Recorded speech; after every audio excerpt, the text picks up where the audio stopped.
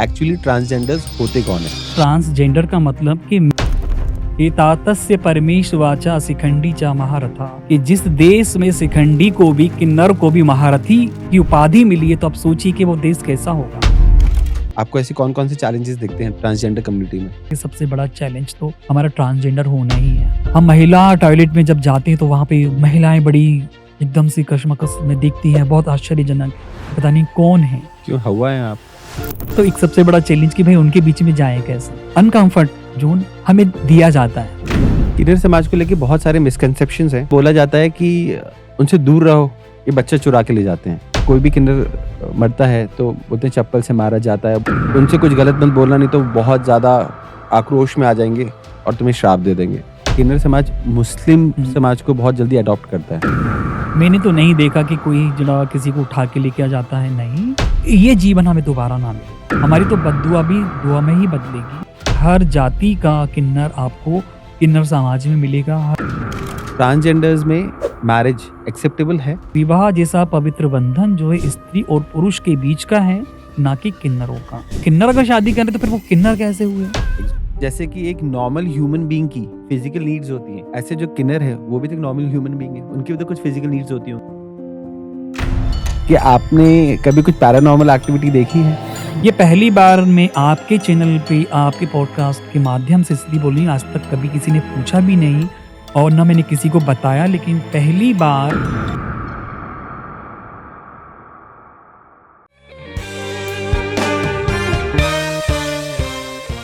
Hi ma'am, कैसी हैं आप? मैं बढ़िया हूँ, बिल्कुल। आप बताइए, आप कैसे हैं? बस बहुत बढ़िया। आज जब मैं पूरा रिसर्च कर रहा था और मैंने कुछ लोगों से बात भी करी, तो मैंने देखा कि एक बहुत बड़ा गैप है जहाँ लोगों को ये मालूम ही नहीं है कि एक्चुअली ट्रांसजेंडर्स होते कौन है। जिनको हम अलग-अलग शब्दों से भी पुकारते हैं, जिसको कभी हिजड़ा बोलते हैं या और भी शब्दों से बोलते हैं, किन्नर बोलते हैं। तो ये कौन होते हैं ट्रांसजेंडर्स? देखिए, बिल्कुल एक सीधा और साधारण जवाब है इसका। जैसे कि आप हैं, अगर आप अपने अ वाइफ़ के लिए एक अच्छे पति हैं, जी, अपनी बेटी के लिए एक अच्छे पापा हैं, जी, अपनी बहन के लिए एक अच्छे भाई हैं। जी, लेकिन यहाँ पर आप आदमी एक ही हैं। जी। तो वैसे ही ट्रांसजेंडर की जब बात आती है तो व्यक्ति एक ही होता है, लेकिन अलग-अलग भाषाओं में उसको संबोधित किया जाता है। ओके, कि जैसे कि हम अगर एक अंग्रेजी भाषा में बोलते हैं तो ट्रांसजेंडर से संबोधित किया जाता है, और अगर हम संस्कृत में बोलते हैं तो किन्नर शब्द से संबोधित किया जाता है, और फिर उसके बाद में हिजड़ा। तो ये अनेकों अनेक नाम जो हैं वो हम एक ही व्यक्ति के हैं। जो हमारी पहचान है वो अलग-अलग राज्यों में अपनी भाषा और वहाँ का जो संस्कृति होती है उसके हिसाब से बदल जाती है। ओके। तो जैसे मैंने देखा ये जो हिजड़ा है, ये शायद अरबी शब्द है, बिल्कुल। राइट? जो कि हिज हिज से कुछ करके। हिज्र ये एक फ़ारसी शब्द है जी, जो अ, अरब से निकल कर आया है, या जी, फिर हम बोलते हैं हिज्र जो होता है, जी, हिजड़ा शब्द जो है, जी, क्योंकि मुगल काल में शायद ये हम लोगों को दिया गया नाम है। और अगर उसके पहले आप बात करते हैं या देखते हैं तो संस्कृत में किन्नर शब्द से संबोधित किया जाता है। तो ये शब्दों का ही सिर्फ़ फ़र्क है इसमें। अभी हमने डिस्कस किया कि ट्रांस कम्युनिटी, तो ये है क्या community, trans community? Trans community की जब हम बात करते हैं तो बहुत सारे मिथ्य लोगों में फैले हुए हैं। बहुत सारे लोगों में एक कौतूहल का विषय होता है ट्रांसजेंडर, किन्नर। एक छोटा-सा यहाँ पर अगर हम बात करते हैं किन्नर को लेके कि ट्रांसजेंडर, तो ट्रांस मीन्स इसका मीनिंग्स अगर आप देखेंगे तो ट्रांस यानी कि बदलना, बदलना, राइट, और जेंडर यानी कि पहचान। पहचान बदलना। जो एक लैंगिक पहचान होती है जी, जेंडर, जो हम लोगों को स्त्री या पुरुष के दायरे में खड़ा करता है। जी, तो वैसे ही जब ट्रांसजेंडर हम बोलते हैं तो ट्रांसजेंडर का मतलब कि मैं जन्म से बायोलॉजी एक लड़की हो सकती हूँ, एक लड़का हो सकती हूँ, लेकिन कुछ समय के बाद जब मेरी उम्र बढ़ती है और उम्र के साथ-साथ मेरा रहन-सहन बदलता है। जब मेरा रहन-सहन बदलता है और मेरी बोली भाषा बदलती है, तो मैंने क्या किया है कि एक लड़की की तरह अगर मैं पैदा हुई और कुछ समय के बाद में 10-12 साल की उम्र में मैं लड़कों की तरह रहने लगी, तो समाज ने मुझे बायोलॉजिकल जो जन्म के समय जेंडर जो मेरा लैंगिक पहचान थी, वो दी, मैंने उसको बदल दी। कि राइट, मैं लड़कियों की तरह रहना नहीं चाहती हूँ, या कोई लड़का है वो लड़कियों की तरह नहीं रहना चाहता है, तो उसको क्या करा, बदल दिया, तो जिसको हम बोलते हैं ट्रांसजेंडर। जी, तो ये बिल्कुल क्लियर है, स्पष्ट है, लेकिन यहाँ पर लोगों में बहुत सारी भ्रांतियाँ हैं कि ट्रांसजेंडर अलग होते हैं, किन्नर अलग होते हैं, हिजड़े अलग होते हैं। ये सब एक ही व्यक्ति का कम्युनिटी है, से हैं। कमिटी का है। यहाँ पे सिर्फ़ हम जो बात करते हैं, जो एक उनको संबोधित किया जाता है, वो नाम अलग-अलग हो सकता है। ओके। इन अ वे अगर मैं देखूँ कि जो मैं समझा हूँ, वो ये कि अगर कोई भी ट्रांस कम्युनिटी में है और अगर वो एक बच्चा, जो कि समझ लीजिए लड़का है, बट अगर वो लड़कियों जैसी उसमें फेमिनाइन एनर्जीज़ हैं और अगर कोई लड़की है जो कि उसमें लड़कों जैसी मस्कुलाइन एनर्जीज़ हैं, तो बिल्कुल। वो ट्रांस में आ जाएँगे, राइट? बिल्कुल, कि आपने देखा होगा बहुत सारी लड़कियाँ हैं, लेकिन वो लड़कों के गेटअप में रहना पसंद बिल्कुल, करती हैं। उनको पैंट शर्ट या जीन्स टी-शर्ट्स में ना, बिल्कुल, तो कहीं न कहीं हम ये नहीं कहेंगे कि वो किन्नर है। राइट, ट्रांसजेंडर कोई भी वो व्यक्ति हो सकता है जो बायोलॉजिकल जो समाज ने उसको पहचान दी, लेकिन वो कुछ समय के बाद में अपनी इच्छा अनुसार अपने आप को ढाल रहा है। राइट, तो ट्रांसजेंडर मतलब वो व्यक्ति है जो एक लड़का है लेकिन लड़कियों की तरह रह रहा है, लेकिन एक लड़की एक लड़कों की तरह रह रहा है। तो ये उसको हम ट्रांसजेंडर कहते हैं। तो ये एक बहुत ही गंभीर विषय है, मुझे लग रहा है कि ये लोगों में सबसे ज़्यादा भ्रांति फैली हुई है, तो लोगों को इसके प्रति जागरूक होना बहुत ज़रूरी है। इनफैक्ट आप यूट्यूब पे भी अगर जाके देखेंगे, तो बहुत ही कम या मैं बोलूँगा ना के बराबर ऐसे कोई वीडियो होगा, जहाँ पे एक्चुअली ये समझाया जा रहा है कि ट्रांस कम्युनिटी है क्या? क्योंकि अगर हमको इस कम्युनिटी में चेंजेस लेके आने हैं, तो सबसे पहले बेसिक्स जो है उसमें चेंजेस लेके आने पड़ेंगे। लोगों में अंडरस्टैंडिंग आनी चाहिए कि एक्चुअली है क्या चीज़ और जब तक वो अंडरस्टैंडिंग नहीं आएगी तब तक ऊपर लेवल पे चेंजेस नहीं आ पाएँगे। तो जैसे अभी हमने जस्ट अभी डिस्कस किया कि feminine energy and masculine energies होती हैं और जब वो ट्रांस स्टेज में आते हैं तो उनको ट्रांसजेंडर्स कम्युनिटी में आ जाते हैं। ये जब जनरली फीलिंग्स आना शुरू होती हैं, ये जनरली टीन्स में आना शुरू होती हैं, जब आप मोटा-मोटा 12 से 16 साल के बीच में होते हो। तब किसी को पता चलता है कि मुझे अगर मैं लड़का हूँ और मुझे लड़कियों की तरह रहना अच्छा लगता है, मुझे उस तरह के कपड़े पहनने अच्छे लगते हैं। अगर मैं आपकी लाइफ़ में बात करूँ तो आपका भी संजय से संजना बनने का जो एक पीरियड था, it was not very easy. बहुत सारे लोग ऐसे हैं आज की तारीख में, जो कि इसी फीलिंग से गुज़र रहे हैं, बट उनको नहीं मालूम कि ऐसी फीलिंग्स के साथ मैं कैसे डील करूँ? क्या करना चाहिए मुझे एक्चुअली? तो आप कुछ लोगों को गाइड कर सकते हो कि अगर कोई ऐसी फीलिंग्स में आ रहा है तो उसको क्या करना चाहिए? कई बार हम जब बात करते हैं ट्रांसजेंडर की, और जैसे हमारे जैसे लोगों की, तो वो बहुत बाद में पता चलता है उनके हाव-भाव, उनके रहन-सहन से, क्योंकि अ, एकदम से हम जन्मजात बच्चों को देखकर नहीं बोल सकते हैं कि ये किन्नर है, या फिर हमारा जो जेंडर डिसाइड नहीं कर सकते हैं। एक उम्र में आने के बाद पता चलता है, जो आपने कहा कि 10 साल, 12 साल, तो बिल्कुल, जब 10-12 साल की उम्र होती है और उस समय धीरे-धीरे जो रहन-सहन है, पहनावा है और जो भाषा है, उससे हम थोड़ा-सा देखते हैं कि भई ये तो लड़का पैदा हुआ था, लेकिन लड़के की तरह नहीं रहकर ये लड़कियों की तरह कर रहा है। तो राइट, कई बार प्रेशराइज़ किया जाता है बिल्कुल, परिवार से बिल्कुल। कि नहीं बेटा, तेरे को ये नहीं करना चाहिए, तेरे को इस तरीके से नहीं, ये लड़कियों की काम है ना। जी, तो कहीं न कहीं ये चीज़ जो होती है, उस समय तो हम अनदेखा कर देते हैं और थोड़ा-सा दबाव बनाते हैं। फिर आपने कहा कि जैसे कि संजय से संजना का सफ़र, तो बिल्कुल, अगर मैं बात करती हूँ कि संजय से संजना, तो ठीक, ये अगर मेरे ऊपर अगर लागू होता है, तो मैं अपना एक बात कहूँगी कि भई, मैं जब पैदा हुई थी तब तो मुझे ही नहीं पता था, नहीं क्योंकि पता, राइट, पैदा होते से मैंने नहीं कहा था कि मैं लड़की हूँ या लड़का हूँ या मैं बिल्कुल, ट्रांसजेंडर हूँ। बिल्कुल, मुझे जन्म देने के बाद मेरी माँ ने भी अगर नहीं तो सबसे पहले जो लोग ने देखा होगा उन्होंने कहा है कि भई तुम्हारी लड़का हुआ या लड़की हुई, क्योंकि जो हमें पहचान मिलती है वो समाज के द्वारा मिलती है। बिल्कुल, चाहे वो लड़की हो या लड़के की हो।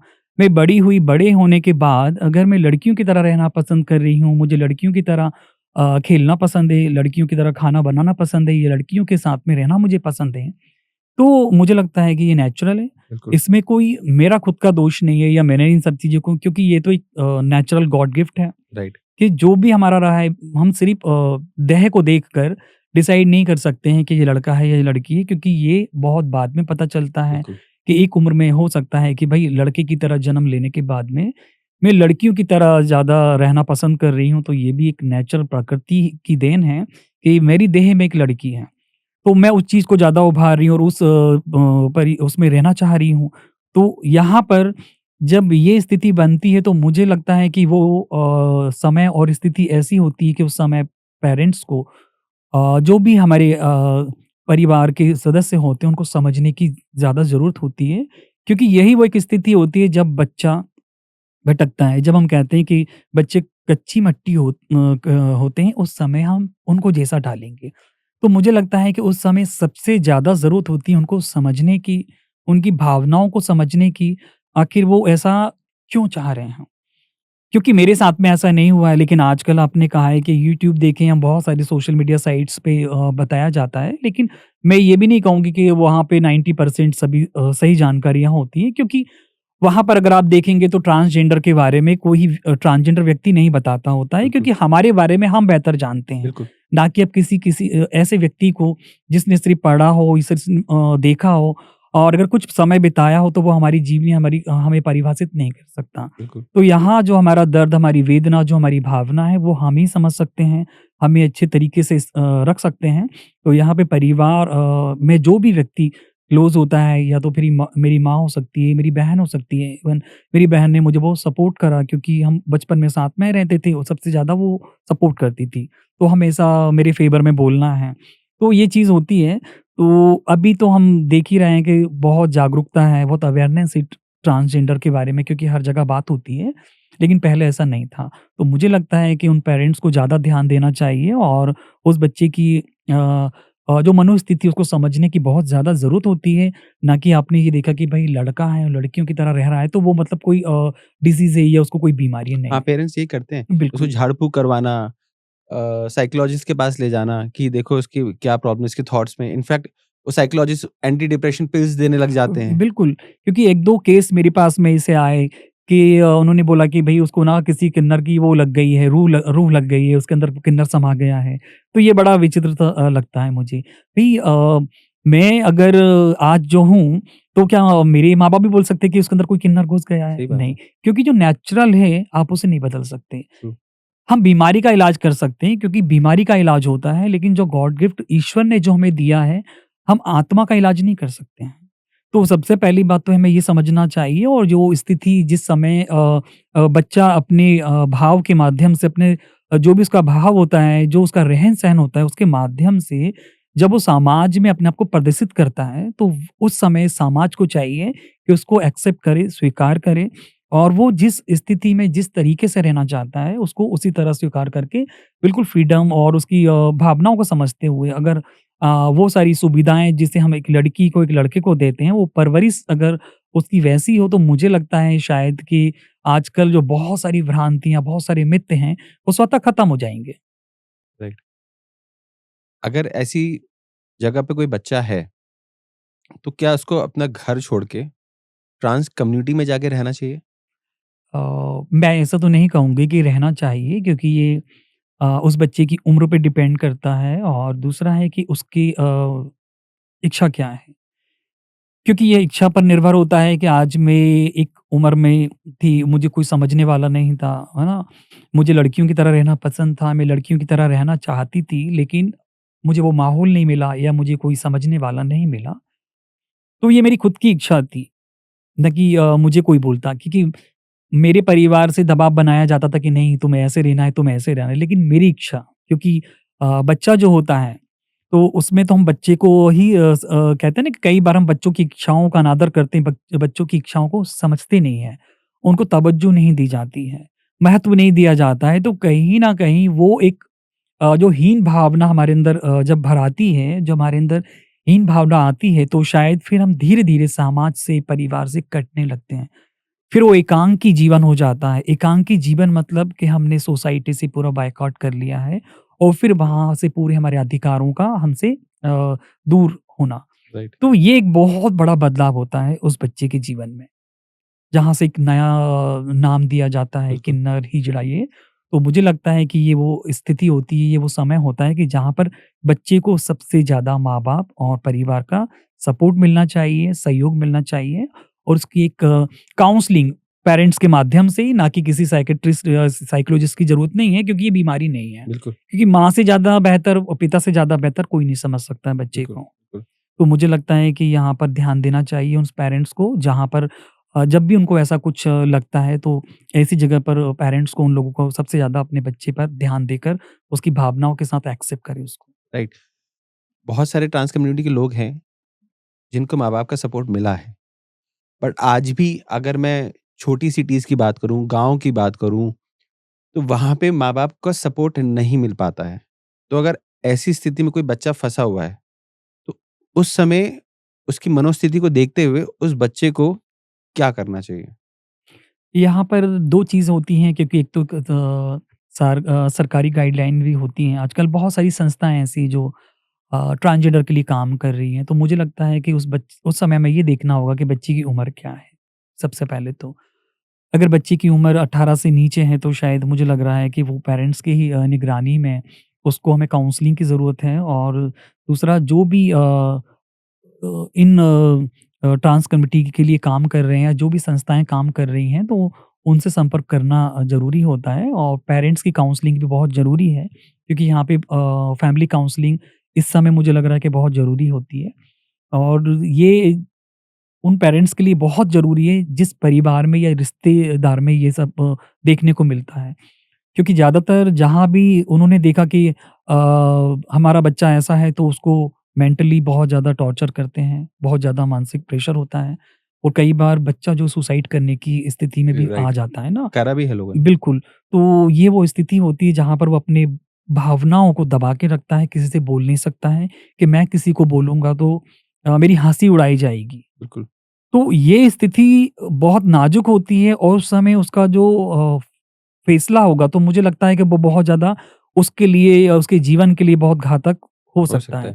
तो वहाँ पर उस समय उसको एक बेहतर उसके हिसाब से एक माहौल देने की ज़्यादा ज़रूरत है। जहाँ पर भी लगता है कि भाई वो जिससे कम्फ़र्ट है, अपने आप को जहाँ लगता है कि वो, कई बार होता है कि मैं अपनी मौसी से या मेरे जो भी कज़िन में उनके साथ में बहुत कम्फ़र्ट फ़ील कर रहा हूँ, मुझे उनके साथ में मिलके बात करना है, मुझे उनको अपने दिल की बात बताना है, तो उनके माध्यम से भी हम ये कर मैसेज सकते पहुँचा हैं, के बिल्कुल मैसेज पहुँचा सकते हैं, और मुझे लगता है ये बहुत मददगार भी होता है। बहुत बार आपने देखा होगा कि आपने इनफैक्ट फ़ील भी किया है, आप जो मुझे बता रहे थे कि स्कूल में भी बच्चों का जीवन आसान नहीं होता, ख़ासकर इन परिस्थितियों में। तो ऐसे में कोई बच्चा अपने आप को कैसे मोटिवेट और पॉजिटिव रख सकता है? और स्कूल में अगर कुछ बुलिंग हो रही है, तो उस चीज़ों को कैसे हैंडल कर सकता है? इसके लिए तो जहाँ पर अगर स्कूल में ये सब चीज़ें हो रही हैं, तो मुझे लग रहा है कि वहाँ पे शिक्षकों की गलती है, जो टीचर्स हैं उनको, क्योंकि या फिर वो अवेयर नहीं हैं। और अगर हम आज की कंडीशन की, आज की समय की बात करें, तो मुझे लगता है कि 50 या 70% अवेयरनेस है। हम किसी भी डिपार्टमेंट की बात करें, लेकिन कहीं-कहीं नहीं है। तो स्कूलिंग जो होती है, तो स्कूल में सबसे ज़्यादा ध्यान देने की ज़रूरत है। और मुझे लगता है कि जब एक 5th से 8th तक की बात आती है, तो उस समय सबसे ज़्यादा जो वहाँ की टीचर्स हैं, और स्कूल के जो प्रिंसिपल हैं, उनको ये बहुत ध्यान रखना चाहिए। ध्यान रखने की बात है। और ऐसा होता है, क्योंकि मैं अभी कई कॉलेजेस में गई हूँ, कई स्कूल में गई हूँ मैं, तो वहाँ पर मुझे बताया गया है कि हमारे यहाँ पे भी कोई ट्रांस पर्सन है, लेकिन वो अपने आप को लाना नहीं चाहते हैं। तो क्यों नहीं लाना चाहते हैं? कि आप देखिए कि एक शिक्षा का मंदिर है, जहाँ पर हम इक्वालिटी की बात करते हैं, समानता की बात करते हैं, अगर वहाँ पर भी हमें छुप के रहना पड़े, राइट, है ना? कि जहाँ पर हम बात करते हैं कि वो एक ऐसा है कि एक ऐसी स्पेस है कि जहाँ पर हमें तो खुलकर अपने आप को एक्सपोज़ करने की ज़रूरत है। हमारी भावनाओं को और हमारे जेंडर के बारे में खुलकर बताने की ज़रूरत है। तो कहीं न कहीं शायद वो विश्वास नहीं होगा उस व्यक्ति को, या मैं नहीं भरोसा कर पा रही हूँ कि यहाँ पे अगर 100 बच्चे हैं, तो 100 में से ज़रूरी नहीं है कि सारे लोग मुझे एक्सेप्ट करेंगे। तो यहाँ पे टीचर्स को ध्यान देने की ज़रूरत है कि अगर उस स्कूल में या उस क्लास में 100 बच्चों के बीच, 50 बच्चों के बीच में एक ट्रांस पर्सन है, तो उसको स्पेशल थोड़ा-सा, ऐसा भी स्पेशल नहीं कि उसको अलग फ़ील हो कि भई मैं सबसे अलग हूँ। बट जैसे आपने बताया कि उसको अपनी पहचान उजागर कर देनी चाहिए, बट कहीं न कहीं बच्चों में वो करेज ही नहीं आता, वो एक्सेप्टेंस ही नहीं आता कि मैं ये चीज़ कर दूँ। क्योंकि वो बच्चा 2 मोड में घूमता रहता है। एक, जो उसकी खुद की पर्सनैलिटी है, जिसमें वो रहना पसंद करता है, उसका कम्फर्ट ज़ोन है। एक, बाहर जो लोग चाहते हैं उसको देखना या उसके पेरेंट्स, वहाँ पे भी उसका बहुत दबाव है। सोसाइटी का बहुत दबाव रहता है कि उसके आस-पास के लोग, आस-पास के बच्चे कैसे उसके साथ बात कर रहे हैं, कैसे बिहेव कर रहे हैं और उसको कैसे करना है। जैसे मैं एक उनका ट्रांसजेंडर का एक इंटरव्यू देख रहा था। उनके फादर क्रिकेटर थे और वो बच्चा भी इनिशियल फेज़ में क्रिकेट में बहुत अच्छा था। बट जैसे-जैसे वो आगे चलते गए, उनके फादर ने उनको क्रिकेट में आगे नहीं बढ़ने दिया। क्यों? क्योंकि वो इस कम्युनिटी से बिलॉन्ग कर रहे थे।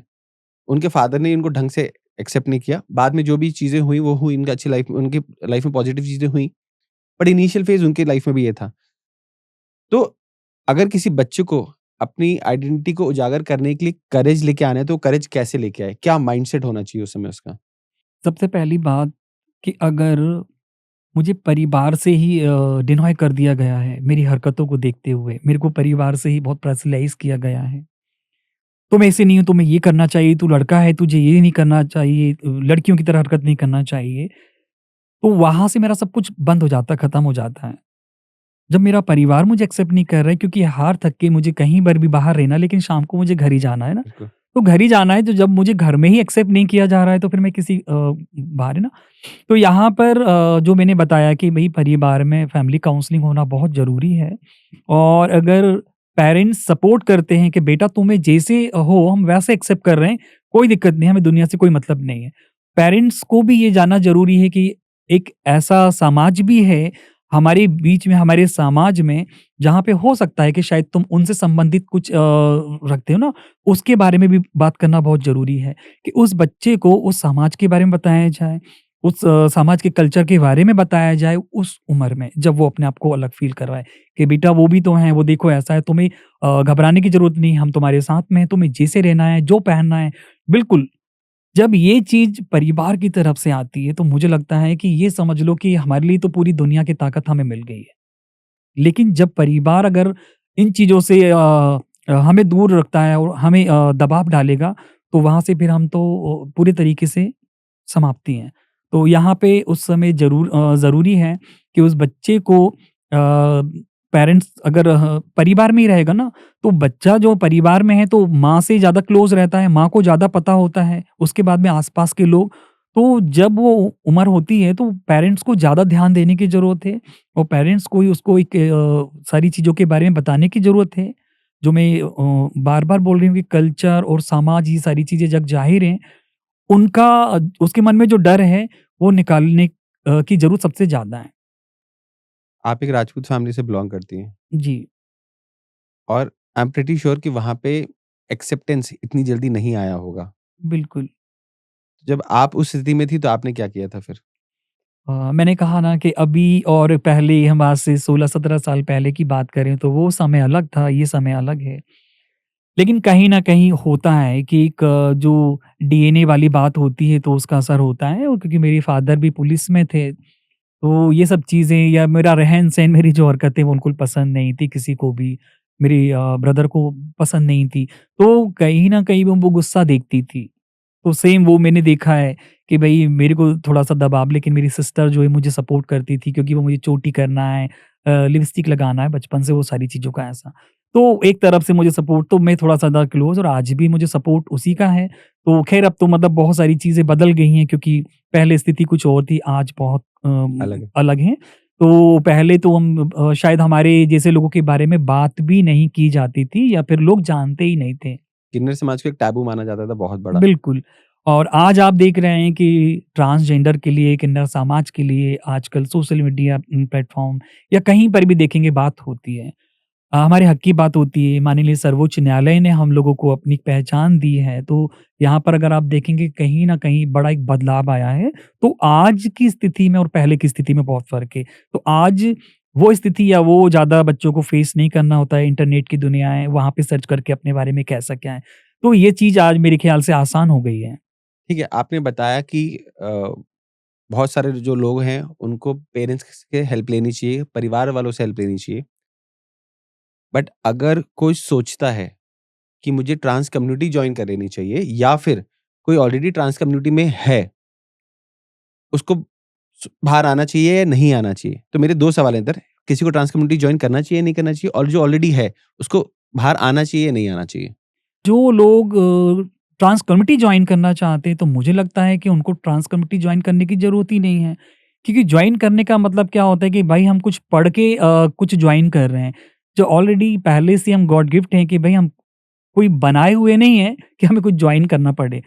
हमें ईश्वर ने बनाया हुआ है, हम कहीं पर भी कम्फ़र्ट है, हम अपने हिसाब से माहौल बना लेंगे। राइट। मैं फैमिली में हूँ, परिवार में हूँ, तो भई मुझे शिक्षित होना है।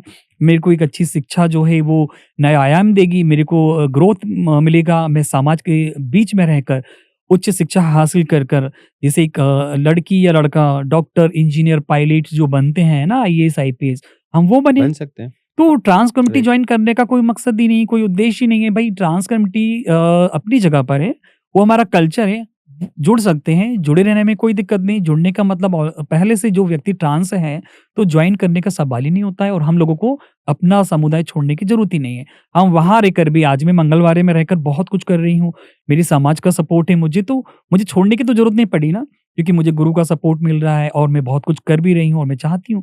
तो यहाँ पर एक सामंजस्य बैठाना कि भई हम एक का काम करना होगा कि हमारे बीच में जो आम समाज में अगर ट्रांस पर्सन है, किसी के यहाँ पे कोई ऐसा व्यक्ति है, कोई बच्चा है, तो वहीं पर परिवार में रहकर वो शिक्षा अर्जित करे, शिक्षित हो और परिवार का ही अपना एक हिस्सा बनकर परिवार के साथ में रहे। तो कोई ट्रांस कम्युनिटी से अगर अपने परिवार के में रह रहा है, तो उसको क्या गुरु दीक्षा लेनी चाहिए? ये अपना-अपना एक स्वभाव होता है और अपनी-अपनी ज़रूरत होती है। अगर आपको लगता है कि भई आप उस फ़ेज़ में हैं जहाँ पे आपको कुछ समझ में नहीं आ रहा है, स्पेशल ट्रांसजेंडर के लिए कि भई एक ऐसी उम्र है कि उनको कुछ समझ में नहीं आ रहा है, कोई गाइड करने वाला नहीं है, तो वो मुझे लगता है कि शायद एक सही ट्रांस पर्सन से या एक सही ऐसे व्यक्ति के साथ में जुड़कर उनसे अपने अनुभव साझा कर सकता, अपनी भावनाएँ, अपनी फीलिंग्स को शेयर करके अपनी जो भी है दिनचर्या बताकर या जो भी वो अपनी लाइफ़ में करना चाहता है, तो उनके साथ में जुड़कर वो जो भी परंपरा उसका निर्वाह कर सकता है। उसमें कोई दिक्कत नहीं है। बट बहुत सारे जगहों पे अलग-अलग जगहों पे इस तरह की चीज़ें रहती हैं। अब कोई अगर चाहता है कि मुझे एक गुरु चूज़ करना है, तो वो एक अच्छा गुरु कैसे चूज़ करे? ये तो एक अपने आप में वो ही है कि भई भूसे की टाल में सुई को खोजना। तो यहाँ पे मैं सिर्फ़ एक ही बात कहूँगी कि ये सब अपना एक यूनिवर्सल का कनेक्शन होता है और जो जिसके लिए जहाँ होता है वो वहाँ वहीं पहुँच पहुँच जाता जाता है। है, तो हमें ढूँढने की ज़रूरत नहीं होती है। ओके। क्योंकि आप चुंबक को कहीं अगर फेंकते हैं तो वो अपने आप लोहे को खींच लेती है, कहीं भी रखेंगे। तो स्वभाव है हमारा, हमारे थॉट्स, हमारे विचार, हमारे अ, अंदर एनर्जी ऐसा होना चाहिए कि भई अगर मुझे गुरु की ज़रूरत है तो मैं बिल्कुल वो अपनी एक एनर्जी क्रिएट करूँ और मैं गुरु तक पहुँच जाऊँ और गुरु मेरे तक पहुँच जाएँ। ओके। तो ये बहुत ज़रूरी है कि आप गुरु बनाना क्यों चाहते हैं पहले तो? यही परंपरा है। अब बहुत सारी चीज़ें होती हैं इसमें, बहुत सारी बातें होती हैं, तो आपको गुरु की ज़रूरत है क्यों? राइट। तो पहले वो भी देखना है। उसके बाद में आप को लगता है तो बिल्कुल सर्च कीजिए और जो सही समय होगा आप गुरु तक पहुँच जाएँगे, गुरु आप तक पहुँच ही जाएगा। अभी हम डिस्कस कर रहे थे ट्रांसजेंडर कम्युनिटी के बारे में। क्या मेजर चैलेंजेज़ आप डे टू डे लाइफ़ में देखती हैं कि उनकी लाइफ़ में होते हैं बहुत ज़्यादा? आपको ऐसे कौन-कौन से चैलेंजेज़ दिखते हैं ट्रांसजेंडर कम्युनिटी में? अगर मैं सही कहूँ तो मुझे पहले लगता था, अब कोई चैलेंजेस नहीं लगते हैं। और अगर हम अपनी कम्युनिटी की बात करें तो मुझे लगता है कि सबसे बड़ा चैलेंज तो हमारा ट्रांसजेंडर होना ही है। कि हम ओके। पैदा ही ट्रांसजेंडर हुए तो सबसे बड़ा चैलेंज हमारे लिए वो है, एक चुनौती कि भई हम ऐसे हुए क्यों हैं लोगों की नज़र में। उसके बाद में जो दिनचर्या या फिर जब हम बात आती है कि खुलकर जीना और खुलकर हम अपनी जो एक आम समाज में लड़का-लड़की, महिला-पुरुष जिस तरीके से रहते हैं, उस तरीके से शायद रहना हमारे लिए एक बहुत बड़ा चैलेंज होता है। अब थोड़ा-सा जागरूकता है लेकिन फिर भी कई बार आपने देखा होगा कि हम बहुत कम ही ऐसा होता होगा कि हमारे समाज के लोग जो हैं घूमने-फिरने या फिर ऐसी पब्लिक प्लेस पे देखने को मिलते होंगे। तो एक बड़ा चैलेंज है, क्यों? क्योंकि यहाँ पर हम लोग तो शायद अपने हिसाब से कम्फ़र्ट रहते हैं या अपने आप को फ़ील भी करते हैं, लेकिन शायद मुझे लगता है कि जहाँ पर जो एक शिक्षित सभ्य समाज अपने आप को बोलता है, वो हमसे कम्फ़र्ट नहीं होते हैं। क्योंकि ये मैंने कई बार देखा है और मैं देखती रहती हूँ, आप कहीं भी देखेंगे, आप अपनी कभी-कभी देखा हो कहीं ट्रेवल्स के दौरान अगर आप देखा होगा या कहीं भी सार्वजनिक जगह पर कि हम कहीं भी कोई टॉयलेट यूज़ होता है, कभी हम जा रहे हैं, हमें टॉयलेट जाना है और हम महिला टॉयलेट में जब जाते हैं तो वहाँ पे महिलाएँ बड़ी एकदम से कशमकश में देखती हैं, बहुत आश्चर्यजनक, पता नहीं कौन है, कोई तीसरी ग्रह का प्राणी आ गया, बहुत ज़्यादा एकदम से। तो आप सोचिए कि हम तो कम्फ़र्ट है, हमें कोई दिक्कत नहीं है ना, तो एक सबसे बड़ा चैलेंज कि भई उनके बीच में जाएँ कैसे? राइट। उनके साथ में बैठे किसी अगर कहीं आप देखेंगे कि वो कोई भी ऐसी जगह पर हम जाके बैठ जाते हैं पब्लिक प्लेस में कि जहाँ भीड़ है, वो वहाँ पे हम जाके तो वो भीड़ हट जाती है। क्यों हुआ है आप?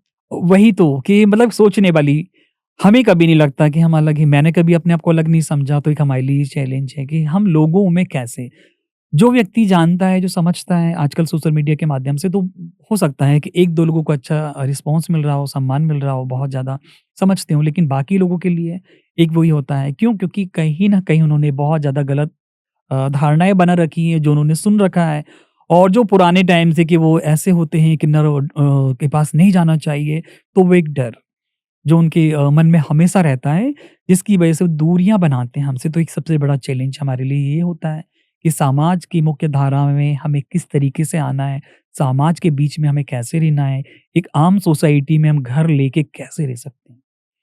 तो ये कुछ चैलेंजेज़ अगर हम एडमिशन की बात करते हैं कि भई अगर किसी ट्रांस बच्चे का हम किसी स्कूल में एडमिशन कराते हैं, तो वहाँ पर वो अपने आप को कैसे एडजस्ट करेगा, बाकी लोगों को डिस्टर्ब होगा। तो एक बड़ा ओके। चैलेंज। बट मुझे नहीं लगता कि इसमें लोगों के बीच में कोई चैलेंज होना चाहिए, क्योंकि अगर मैं एक ट्रांसजेंडर की बात करूँ, तो उसमें भी उतने ही हार्ट, किडनी, लंग्स या बोन्स है जितने एक नॉर्मल इंसान में है। ये सिर्फ़ एक सोच का अंतर है कि कोई फीमेल है और कोई एक मेल है और एक कोई ट्रांस है तो इंसान ही।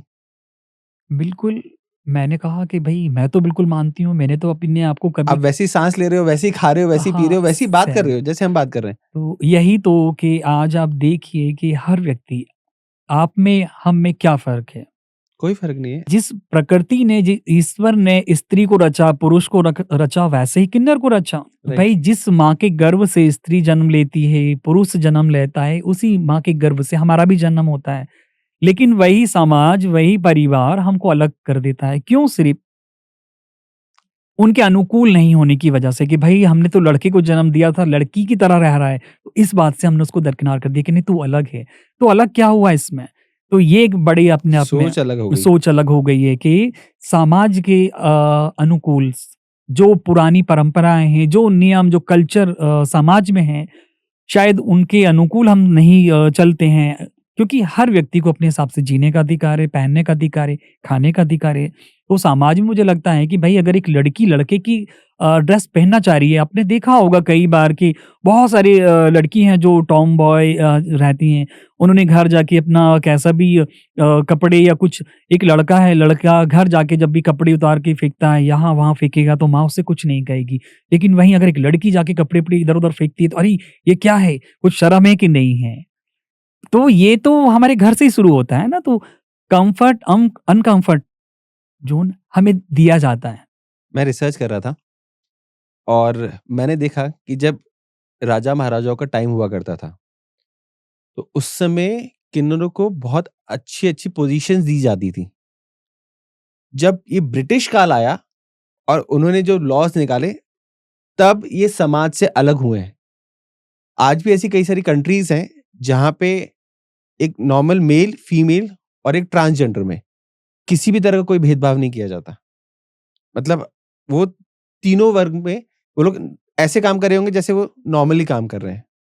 मुझे लग रहा है इंडिया भी बहुत ज़्यादा इस चीज़ पे उभर रहा है, बट अभी भी जो पिछड़ी क्षेत्र हैं हमारे इंडिया के, वहाँ पे अवेयरनेस आना या फिर मैं बोलूँ लोगों को एक्सेप्टेंस आने में थोड़ा-सा टाइम लग रहा है। कि भई भारत भूमि जो है वो ऋषि मुनियों की है, यहाँ पर तपस्वी हुए हैं और यहाँ पर ही से अगर हम बात करते हैं वेदों में, पुराणों में भी हम लोगों का उल्लेख है ना, कि जिससे कि हम बात कर रहे हैं कि भारत में ट्रांसजेंडर किन्नर समाज को सम्मान और पूजनीय माना गया है।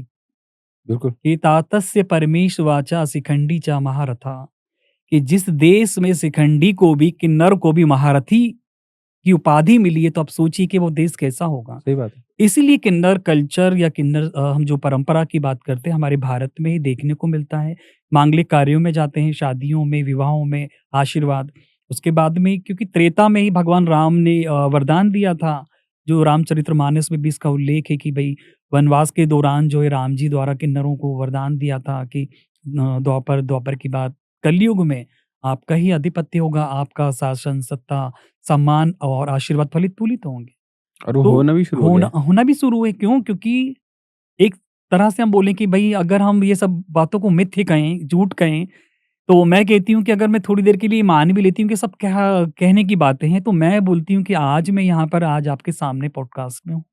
आज किन्नर अखाड़ा बना है, आज हमारे यहाँ पे देश में कई जगह किन्नरों का आप सुन ही रहे होंगे, अच्छी-अच्छी पोज़ीशन पे हैं और समाज में योगदान दे रहे डॉक्टर्स हैं। हैं, लॉयर्स डॉक्टर्स हैं, हैं, लॉयर्स हैं, आईपीएस हैं। जज हैं ना? जी, जी। तो आप खुद देखिए कि मतलब मैं खुद गवर्नमेंट सेक्टर में रही हूँ, मध्य प्रदेश की पहली जब नियुक्ति हुई मेरी, तो आज आप देखिए कि भई इस चीज़ को तो हम नहीं झुठला सकते ना। आज से 15 साल पहले, 20 साल पहले किन्नरों के बारे में कोई बात नहीं करता था। बिल्कुल, कोई हमारे लिए आगे नहीं आता था, लेकिन आज जो किन्नरों के बारे में खुलकर बात हो रही है, उनके उत्थान के लिए बात हो रही है, सरकार की भारत सरकार के द्वारा जो काम किए जा रहे हैं किन्नर उत्थान के लिए योजनाएँ ना, माननीय सर्वोच्च न्यायालय ने हम लोगों को अपना जो ट्रांसजेंडर एक वो दिया है हमको थर्ड जेंडर एक जो आइडेंटिटी है हमारी कि भई स्त्री और पुरुष के बाद में एक तीसरा लिंग भी है, जो हम लोगों को खुद की पहचान दी गई है। तो कहीं न कहीं ये दर्शाता है कि वास्तव में जो हम लोगों का जो वेद और पुराणों में उल्लेख है और कहीं न कहीं वो हमारा समय है। सही बात और है। ये तो रचना है ईश्वर की, समय अनुसार परिवर्तन संसार का नियम है कि आपने जितना हम लोगों को उपेक्षित रखा, जितना हम लोगों को भेदभाव और से ग्रसित रहे हैं, है ना? आज उतना ही किन्नर समाज अच्छे-अच्छे क्षेत्र में अपना योगदान दे रहा है। बिल्कुल दे रहा है। तो यहाँ पर लोगों की सोच बदल रही है और ये हमें निरंतर करना पड़ेगा। हमारे किन्नर समाज को भी समाज के साथ में मिलकर आगे आना पड़ेगा ताकि लोगों की सोच बदले, लोगों की जो नज़रिया बदले। तो फिर बाकी जो समाज में रह रहे हैं परिवार के जिस परिवार में भी हमारा जैसा अगर कोई व्यक्ति होता है तो कम से कम उसे स्वीकार किया जाएगा। सही बात है। उसमें उसे समाज में वैसे ही एक लड़का और लड़की की तरह पाला जाएगा। राइट, तो ये भेदभाव कम होगा ना, राइट, जब ये सब चीज़ें हम समाज के बीच में समाज ही रखेगा। उपलब्धियों की जब हम बात करेंगे किन्नर समाज की, आज बहुत सारी सेलिब्रिटीज़ हैं जिसमें आप सुना होगा बहुत सारे ना, तो कहीं न कहीं ये चीज़ समाज के बीच बहुत ज़रूरी है कि हम सिर्फ़ कमियों पे बात ना करें। कि भई किन्नर समाज ऐसा होता है, किन्नर समाज वो होता है। आज किन्नर समाज की उपलब्धियों पे भी बात करने की ज़रूरत है।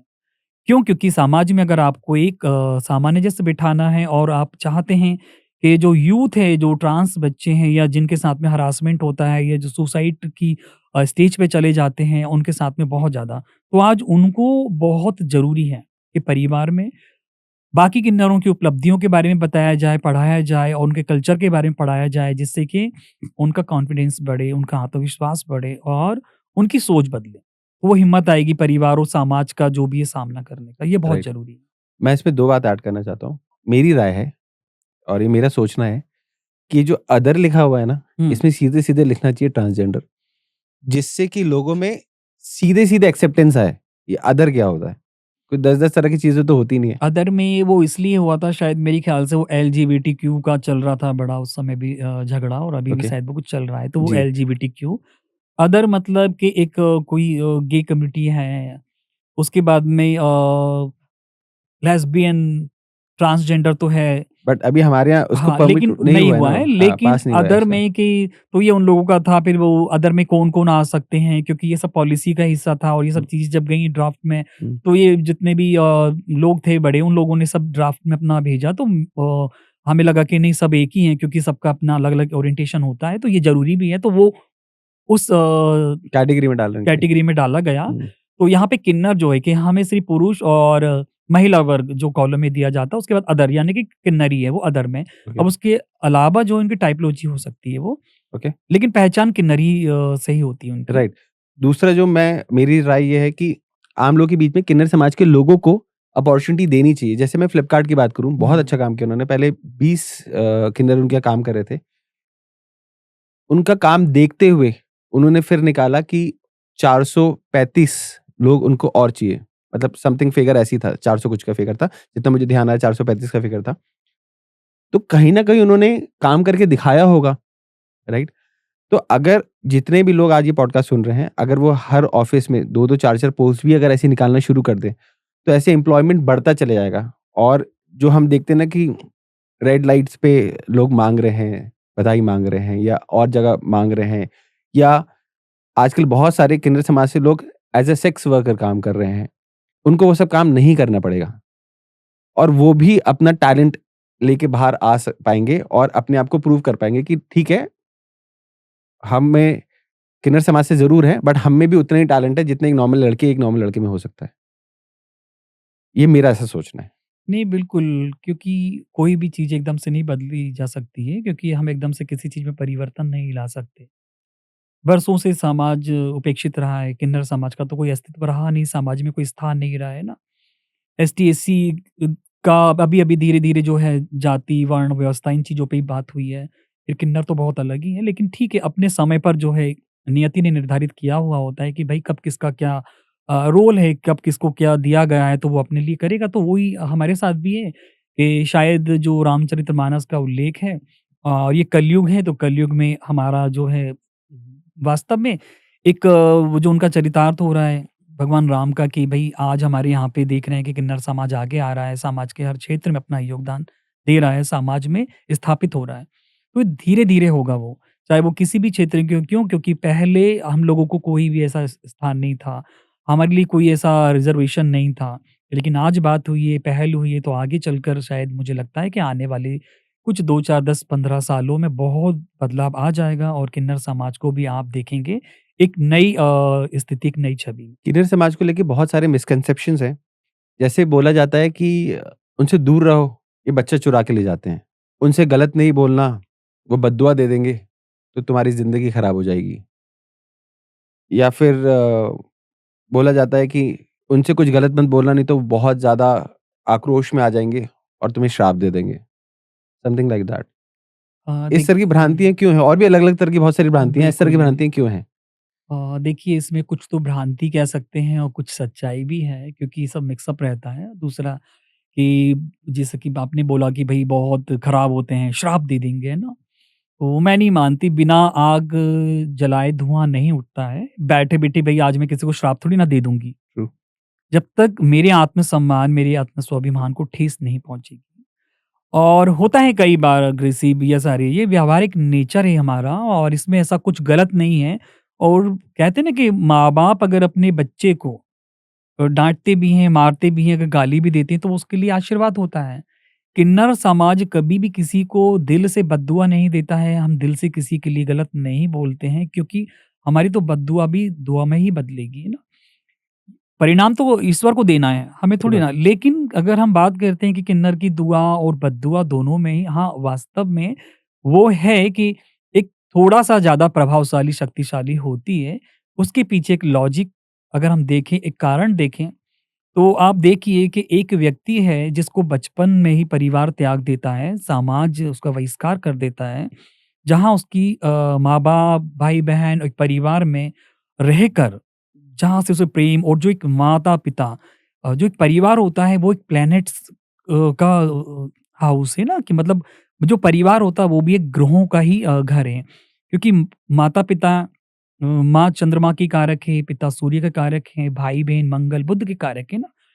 हम बचपन से ही उन सब ग्रहों से अलग हो गए और हम एक ऐसे उसमें चले गए जहाँ पर सिर्फ़ और सिर्फ़ राहु केतु का प्रकोप है। तो आप क्या उम्मीद करेंगे कि वहाँ पर पॉज़िटिविटी आएगी? तो यहाँ पे एक छोटा-सा समझने वाली बात ये है कि वहाँ पर हमारी एनर्जी थोड़ा-सा काम करती है, लेकिन ऐसा नहीं है कि हमेशा हम सबको गलत बोलें या बुरा बोलें, क्योंकि किन्नरों का जन्म ही मांगलिक कार्यों के लिए हुआ है, मंगल करने के लिए हुआ है। कभी किसी के लिए अभिशाप या बद्दुआ नहीं देते हैं।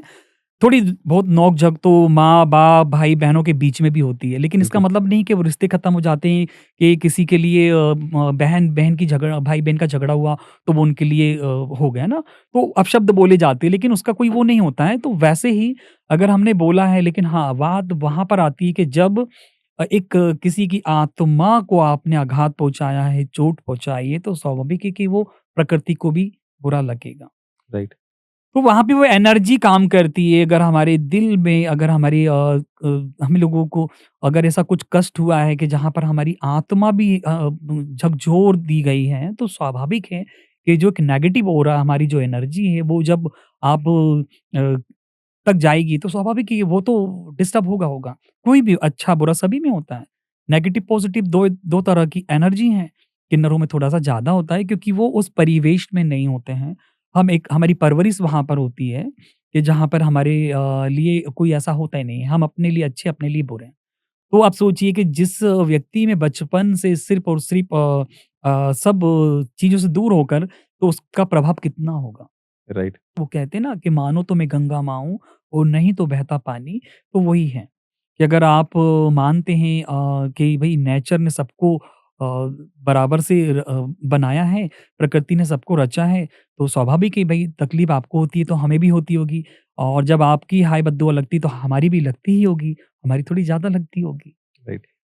तो ये नेचर है। जैसे आपने बताया कि मंगलिक जो भी कार्य होते हैं वहाँ बुलाया जाता है। तो मेरा प्रश्न है कि कई बार जो भी किन्नर समाज के लोग आते हैं, वो वहाँ पे बहुत ज़्यादा अड़ जाते हैं, कि मैं तो इतना ही पैसा लेके जाऊँगी और अगर वो पैसा नहीं दिया जाता, तो वो आक्रोशित होने लग जाते हैं और फिर बहुत तेज़-तेज़ तालियाँ बजाने लग जाते हैं। तो आपको क्या लगता है ये चीज़ सही है? देखिए, एक बात है यहाँ पे कि अगर एक बच्चा है, माँ से बोलता है कि नहीं मुझे कोई चीज़ पसंद आ गई है, वो ज़िद करता है कि मुझे तो वही चाहिए, मुझे तो वही चाहिए। अब यहाँ पे 2 स्थिति होती हैं, माँ-बाप अगर सक्षम हैं, तो बिल्कुल उसको वो तुरंत दे देते हैं। अगर माँ-बाप का बजट नहीं होता है, तो उसे टालते हैं ना। तो सेम वही है कि हमने जितनी डिमांड करी है, तो हमें उतना दे नहीं दिया जाता है। अगर हमारा जो लोग भी जाते हैं बधाई पे तो ऐसा तो नहीं कि भई उनने 1 लाख बोला, 51,000 बोला तो दे ही दिया गया, नहीं ना। तो वो एक नोक-झोंक वाली बात आती है, तो नोक-झोंक वाली बात भी देखेंगे आप, वो उन्हीं से करते हैं कि जहाँ पर खुशी आई हुई होती है। एक छोटा-सा मैं कहूँ कि भई आप देखेंगे कि अगर जहाँ पे 2, 4, 10, 20 लाख की अगर शादी कर रहा है कोई व्यक्ति और अगर थोड़ी देर के लिए हम बोल रहे हैं कि आपने अपना कलेजा थोड़ा-सा मजबूत करके, अपने दिल पे पत्थर रख के दे दिया कि नहीं ये लोग रोज़-रोज़ तो आएँगे नहीं। आप देखेंगे कि जिनके यहाँ शादी होती है, शादी की सालगिरह हर साल मनाएँगे। बिल्कुल, बच्चे का जन्मदिन जन्मदिन बनाएँगे। हर साल मनाएँगे। हाँ, तो क्या हर साल किन्नर समाज आपके यहाँ पर आएगा नहीं शादी की आएगा, सालगिरह पे, नहीं आएगा, बच्चे के जन्मदिन पे? नहीं। नहीं आएगा। आज आपकी शादी के समय किन्नर समाज से बधाई लेने के लिए आएँगे, वो फिर कब आएँगे जब आपका बच्चा शादी के लायक होगा। बिल्कुल, तो ये अब 2 स्थिति में आपके पास में तो क्या जा रहा है? राइट। एक छोटा-सा प्रैक्टिकली सोचिए ना कि क्या तो वहाँ पे नोक-झोंक कि भई आज आपकी शादी हो गई, अब तो हम तभी आएँगे जब बच्चे की शादी होगी। तो वहाँ पे आप वो चीज़ क्यों नहीं देखते हैं? लोगों को इस चीज़ को दान की तरह समझना चाहिए? बिल्कुल क्योंकि आज यहाँ पर किन्नर समाज का जो भी होता है एक भरण-पोषण जो भी जीविका है उनकी, तो वो हमारी तो जजमान से ही है ना, कि जी। भई जिनके यहाँ शादी हो रही है, बच्चा हो रहा है, हमारे यहाँ पे तो कोई दूसरा विकल्प है ही नहीं हमारे कि भई सभी लोग नौकरी, तो आप लोग के रोज़गार सोर्स ऑफ इनकम क्या होते हैं? जो भी हमारे मांगलिक कार्यों में जाते हैं, हम आप लोगों के यहाँ पर आते हैं, आप जो हमें दे देते हैं, उसी से सब हमारा पूरे किन्नर समाज का भरण-पोषण होता है, गुज़ारा होता है। तो यही है, इसके अलावा कोई दूसरा विकल्प नहीं है। तो आप सोचिए कि भई जहाँ पर आजकल तो ये है कि 2 से ज़्यादा कहीं बच्चे होते ही नहीं हैं। अब उम्मीद होती है कि नहीं ठीक है, हम तो आपसे ही लेंगे। तो नोक-झोंक भी जो है आपने देखा है कि नहीं फिर 2 मिनट की होती है, उसके बाद में सब बढ़िया अपना आशीर्वाद देके जाते हैं। जी, तो ये 2 मिनट का होता है। तो कहीं न कहीं मुझे लगता है कि ये थोड़ा-सा एक जो है आम समाज को भी समझना चाहिए। मैं ये नहीं कहती हूँ कि भई ज़बरदस्ती ही अड़ जाओ ये सारी चीज़ें, तो ये हमारे यहाँ पे नहीं करते लेकिन जो लोग करते हैं तो मुझे नहीं लगता है कि वो दिल से करते होंगे और ऐसा नहीं करना चाहिए कि भई अगर मैं आपके यहाँ पर आई हूँ और मंगल काम के लिए आई हूँ, तो मुझे अमंगल तो नहीं करना चाहिए। ओके। आपके यहाँ जब भी कोई आते हैं, तो वो बहुत ज़ोर-ज़ोर से ताली बजाते हैं। इतनी ज़ोर-ज़ोर से ताली बजाने का मतलब क्या होता है? जैसा कि हम बात करते हैं किन्नर समाज की जो कहते हैं अर्धनारीश्वर, है ना? तो मतलब अर्धनारीश्वर अर्थात कि शिव और शक्ति का समावेश है कि एक पुरुष को पूर्ण पुरुष का दर्जा मिलता है कि वो एक अलग देह में है, एक स्त्री को स्त्री का दर्जा अलग मिला है, वो अलग में है। लेकिन ईश्वर ने जो स्वयं एक स्वरूप रखा था अर्धनारीश्वर का प्रकृति स्वरूप जो है आदिशक्ति, उसके बाद ब्रह्मांड स्वरूप जो शिव, तो वहाँ पे जब कहते हैं ना कि किन्नर समाज जब किसी मांगलिक कार्य में जाता है और हम जब ताली बजाते हैं तो एक शगुन की ताली होती है, क्योंकि कहीं न कहीं जब हम ताली बजाते हैं तो आपने देखा है एक बहुत वाइब्स के साथ में आवाज़ भी आती है ना, वो एक अलग से वॉइस अलग आती आवाज़ है। आती है, राइट। तो ये होता है प्रकृति का पुरुष से मिलन। अगर हम इसमें बात करें कि भई हम कहीं बच्चा हुआ है, वहाँ पे गए मंगल कार्य के लिए, तो वहाँ पे हमारी एक शुभकामना है। शादी के उसमें जब हम जाते हैं ताली बजाकर शुभकामनाएँ देते हैं, तो यहाँ पर भी होता है कि यहाँ पर आपका वैवाहिक जो जीवन है, सही जीवन है रहे। शुरुआत हुआ है और यहाँ पर भी एक स्त्री और पुरुष का जो है मिलन है वो नई सृष्टि सृजन के लिए ना, तो यहाँ पे हम एक स्त्री और पुरुष दोनों का ताली बजा के जो मिलान कराते हैं कि आपका आने वाला भविष्य जो उज्ज्वल हो, आपका वैवाहिक जीवन उज्ज्वल हो, आपके जीवन में सुख समृद्धि हो, आपके वंश में वृद्धि हो। तो ये वो ताली बजाने का कारण होता है कि जहाँ पर हम प्रकृति और ब्रह्मांड स्वरूप जो हमारे दोनों अंशों को मिलाते हैं। ओके। तो ये ताली का अपना एक महत्व होता है। अब इसको आप अलग-अलग उसमें देख सकते हैं, सबका अपना-अपना अलग मान्यता होती है। लेकिन अगर हम बात करें कि एक वास्तविकता है कि भई किन्नर ताली बजाते हैं तो वो इसलिए क्योंकि हमारा ये ताली बजाने का तो उद्देश्य है। खुशी की ताली और गुस्से की ताली अलग-अलग होती है? बिल्कुल जब वो गुस्से में बजाते हैं, जब हमारे यहाँ पे कुछ ऐसा होता है तो वो लड़ाई-झगड़ा उसमें अलग होता है तो और शुभकामनाएँ तो बिल्कुल वो हँस के और उसमें आप देखेंगे कभी आप देखिएगा कभी अगर कुछ ऐसा होता है वो गुस्से में अगर कर रहे हैं तो थोड़ा-सा एक अलग से आवाज़ आएगी, है ना? एक गुस्से का वो एक अलग होता है और जब हम किसी से प्रेम और अच्छा शुभकामनाएँ देते हैं तो उसका थोड़ा-सा एक अलग ताली का बजाने का तरीका होता है। दोनों अलग-अलग तरीके होते हैं। टेक्निकली जो मैंने समझा है कि मैं ट्रांस कम्युनिटी के बारे में पढ़ रहा था और मैंने उनकी ताली बजाने का देखा कि क्यों होता है ऐसा। तो ये वाले पैटर्न में जो मैंने देखा कि हम यहाँ पे हमारे पास होल्स होते हैं और यहाँ पे हवा ज़्यादा भरती है। तो अगर हम इस तरह से बजाते हैं, तो उसमें आवाज़ बहुत ज़्यादा आती है बजाए इस तरह से बजाने की। क्योंकि इसमें गूंज नहीं आ रही है, इसमें गूंज आ रही है, तो इसलिए ज़्यादा तेज़ आवाज़ आती है। तो ये मैंने पढ़ा था कि इसीलिए लोग इस तरह के पैटर्न ट्रांस में ज़्यादा यूज़ होते हैं ताली बजाने के, जिससे आवाज़ तेज़ आए। अब बाकी मुझे ज़्यादा साइंस नहीं बताया, मुझे पता था। अभी आपने जो बताया वो है। मैंने सुना था मैं कहीं एक यूट्यूब पे देख रही थी कोई एक डॉक्टर का इंटरव्यू और उन्होंने उन्होंने बताया कि भई वो किसी एक पंजाब साइड था कोई सिविल हॉस्पिटल में थे करीब उन्होंने अपने 30-40 साल जो है वो वहाँ पे देखे पेशेंट देखे लेकिन कभी उन्होंने किन्नर समाज को नहीं देखा पेशेंट के रूप में, मरीज के रूप में ना। तो ये अपने आप में बड़ा तो फिर उन्होंने बाद में उसको एक्सप्लेन किया कि उसके पीछे क्या कारण था। तो उन्होंने बताया कि जो किन्नर समाज के लोग ताली बजाते हैं, वो एक्सरसाइज़ होती है एक तरह से, हाँ, है होती ना? है। तो कहीं न कहीं आपने योग में भी देखा होगा ताली रामदेव बजाना बाबा ने ऐसे करके ताली बजानी, हालाँकि मतलब हम इस आप लोग का पैटर्न ऐसा होता है, उनका हाँ, पैटर्न ऐसे होता है। अब अगर हम ऐसे बजाते हैं और अगर हम ऐसे बजाते हैं तो उसमें थोड़ा ज़्यादा प्रेशर लगता प्रेशर है ना? लगता है, तो शायद हमारे जो भी अंदर का होते हैं, एग्रेशन होता है, तो वो बाहर निकल जाता है। ज़्यादा प्रेशर से, तो एक कारण ये भी हो सकता है। तो बिल्कुल हाँ, अगर हम ये नहीं कहते कि नहीं, तो क्योंकि ज्ञान और विज्ञान दोनों ही एक ही सिक्के का पहलू है। ज्ञान से अलग विज्ञान नहीं है और विज्ञान से अलग ज्ञान नहीं है। राइट। क्योंकि ज्ञान से ही विज्ञान की उत्पत्ति हुई है, तो दोनों का समावेश होना बहुत ज़रूरी है, तो दोनों अपनी जगह अपने हिसाब से काम करते हैं। तो यहाँ पर हमारा ज्ञान और अध्यात्म विज्ञान और अध्यात्म दोनों ही जुड़े हुए हैं, हम दोनों को ही अनदेखा नहीं कर सकते।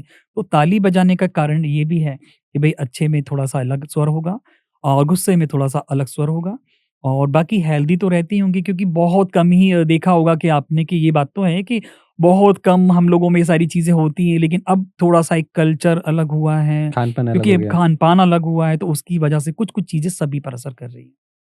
ओके, एक क्वेश्चन जो बहुत सारे लोग जानना चाहते हैं। जनरली ऐसा देखा गया है कि जभी भी आप लोग मांगलिक कार्यों में आते हैं, तो उसका आपको पता कैसे चलता है कि किसी के बच्चा हुआ है या किसी का मांगलिक कार्य है, तो उसकी आप लोगों को कैसे आपको मतलब आप लोग का पूरा क्या नेटवर्क होता है, क्या होता है कि आप लोग को पता कैसे चलता है? बहुत लोग बोलते हैं हमसे कि भई पता नहीं कहाँ से आपको हॉस्पिटल से पता चल जाता है, कोई कहता है कि वो लिस्ट निकलवा लेते होंगे, तो ऐसा कुछ नहीं है।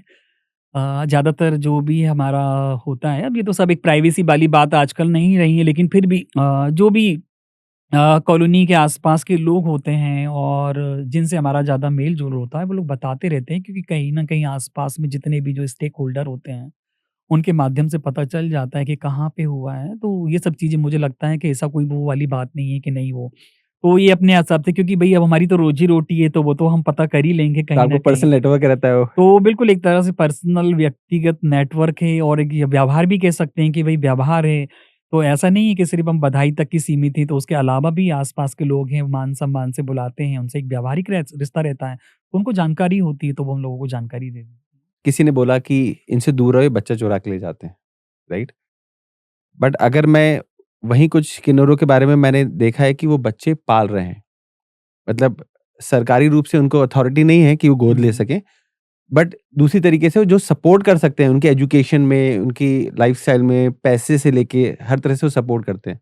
तो ये भ्रांति क्यों फैलाई जाती है कि इनसे दूर रहो, ये बच्चे ले जाते हैं? हर चीज़ का एक समय होता है और मुझे लगता है कि मैंने तो अपने अभी तक इतने समय के जीवन में नहीं देखा जब से मैं मंगलवारे में हूँ। मैंने तो नहीं देखा कि कोई जड़ा किसी को उठा के लेके आ जाता है, नहीं। ये सब एक मनगढ़ंत कहानी है, कोई भी किसी को चुरा के नहीं ले जाता, उठा के नहीं ले जाता है। सब अपने-अपने जिसका जहाँ दाना-पानी होता है वो वहाँ पहुँच जाता है। तो ये सब चीज़ें शायद मुझे लग रहा है कि कुछ लोगों के साथ में हुआ होगा या फिर उन्होंने कुछ इस तरह की अफ़वाह फैलाई होगी, तो वो क्या होता है कि जब हम कोई अफ़वाह को फैलाते हैं तो वो बहुत जल्दी जल्दी फैलती है। फैलती है ना। तो ऐसा कुछ अभी तक तो मैंने ना देखा है, ना सुना है और आजकल तो कुछ भी लोग बाग बोलते रहते हैं, लेकिन मैं तो इतना ही कहूँगी कि आप वास्तविकता को बिना जाने और उसकी कहते हैं ना कि जाँच-पड़ताल किए, किसी को भी ऐसा नहीं करना चाहिए, लेकिन हम लोग उन चीज़ों पे ध्यान नहीं देते हैं क्योंकि भई हम तो हर पल अपने जीवन में मस्त रहते हैं, हमें किसने क्या कहा हमें कोई फ़र्क नहीं पड़ता। तो ये तो जीवन जग रहे हैं, अच्छा और बुरा सभी, कोई अच्छा बोलेगा, कोई बुरा बोलेगा, तो दोनों ही चीज़ें और दोनों को ही हमें लेके चलना होता है। ओके, तो अगर मैं आप लोग की कम्युनिटी के बारे में बात करूँ, तो जनरली वहाँ पे आप लोगों का लाइफ़स्टाइल कैसा रहता है? बिल्कुल, जो आम इंसान का होता है, जैसे आप लोग रहते हैं, वैसे ही सेम हम लोगों का होता है, उसमें कुछ भी अलग नहीं होता है। क्योंकि यहाँ पर ऐसा नहीं है कि भई हमारा बहुत अलग या वो तो लोगों ने पता नहीं क्यों ऐसा सोच के रखा है, कि किन्नर हैं तो बहुत अलग रहते होंगे और ऐसा है। क्योंकि एक बार की घटना है, मैं जिस सोसाइटी में रहती हूँ, तो वहाँ पे जब मैं शुरू-शुरू में गई थी मैं जब रहने के लिए तो अब तो शायद वो नहीं है, वो बेचारी वो लेडी नहीं है। तो मेरे जस्ट अपोज़िट रहती थी वो सामने, तो मैं सुबह-सुबह जल्दी उठ के अपना जो भी है पूजा-पाठ क्योंकि मैं सुबह जल्दी उठ जाती थी, तो एकदम से अपना अंधेरे में जल चढ़ा के पूजा करके आ जाती थी, तो वो देखती रहती थी। उन्हें 1-2 बार देखा, तो वहीं पर मेरे कोई हैं परिचित, तो उन्होंने उनका ज़्यादा वो था, उन्हीं ने मुझे वहाँ पे फ्लैट दिलाया था। तो उन्होंने मुझे बोला कि भई वो फलाना-फलाना वो आंटी बोल रही थी कि वहाँ पे ना जो है 9 नंबर में बड़ी एक अजीब-सी रहती है लेडी, थोड़ा-सा अजीब-सी दिखती हैं लेकिन पूजा-पाठ बहुत करती हैं, बहुत ज़्यादा साफ-सफाई करती हैं। तो क्या लगा उनको पता नहीं शायद, तो मैंने कहा ठीक है। फिर धीरे-धीरे ऐसी बातचीत हुई। फिर एक बार वो आईं जब उन्होंने देखा अच्छा तो फिर मेरे से कह रही हम आशीर्वाद ले लें आपका? मैंने कहा हाँ, ठीक है। फिर ऐसे धीरे-धीरे जब मेल-जोल बढ़ा तो एक दिन वो आके बैठी और उन्होंने मुझसे पूछा, बोले दीदी मैं एक बात पूछूँ आपसे? मैंने कहा हाँ। तो वो बोली दीदी आप लोग भी वही सब खाते हो जो हम लोग खाते हैं?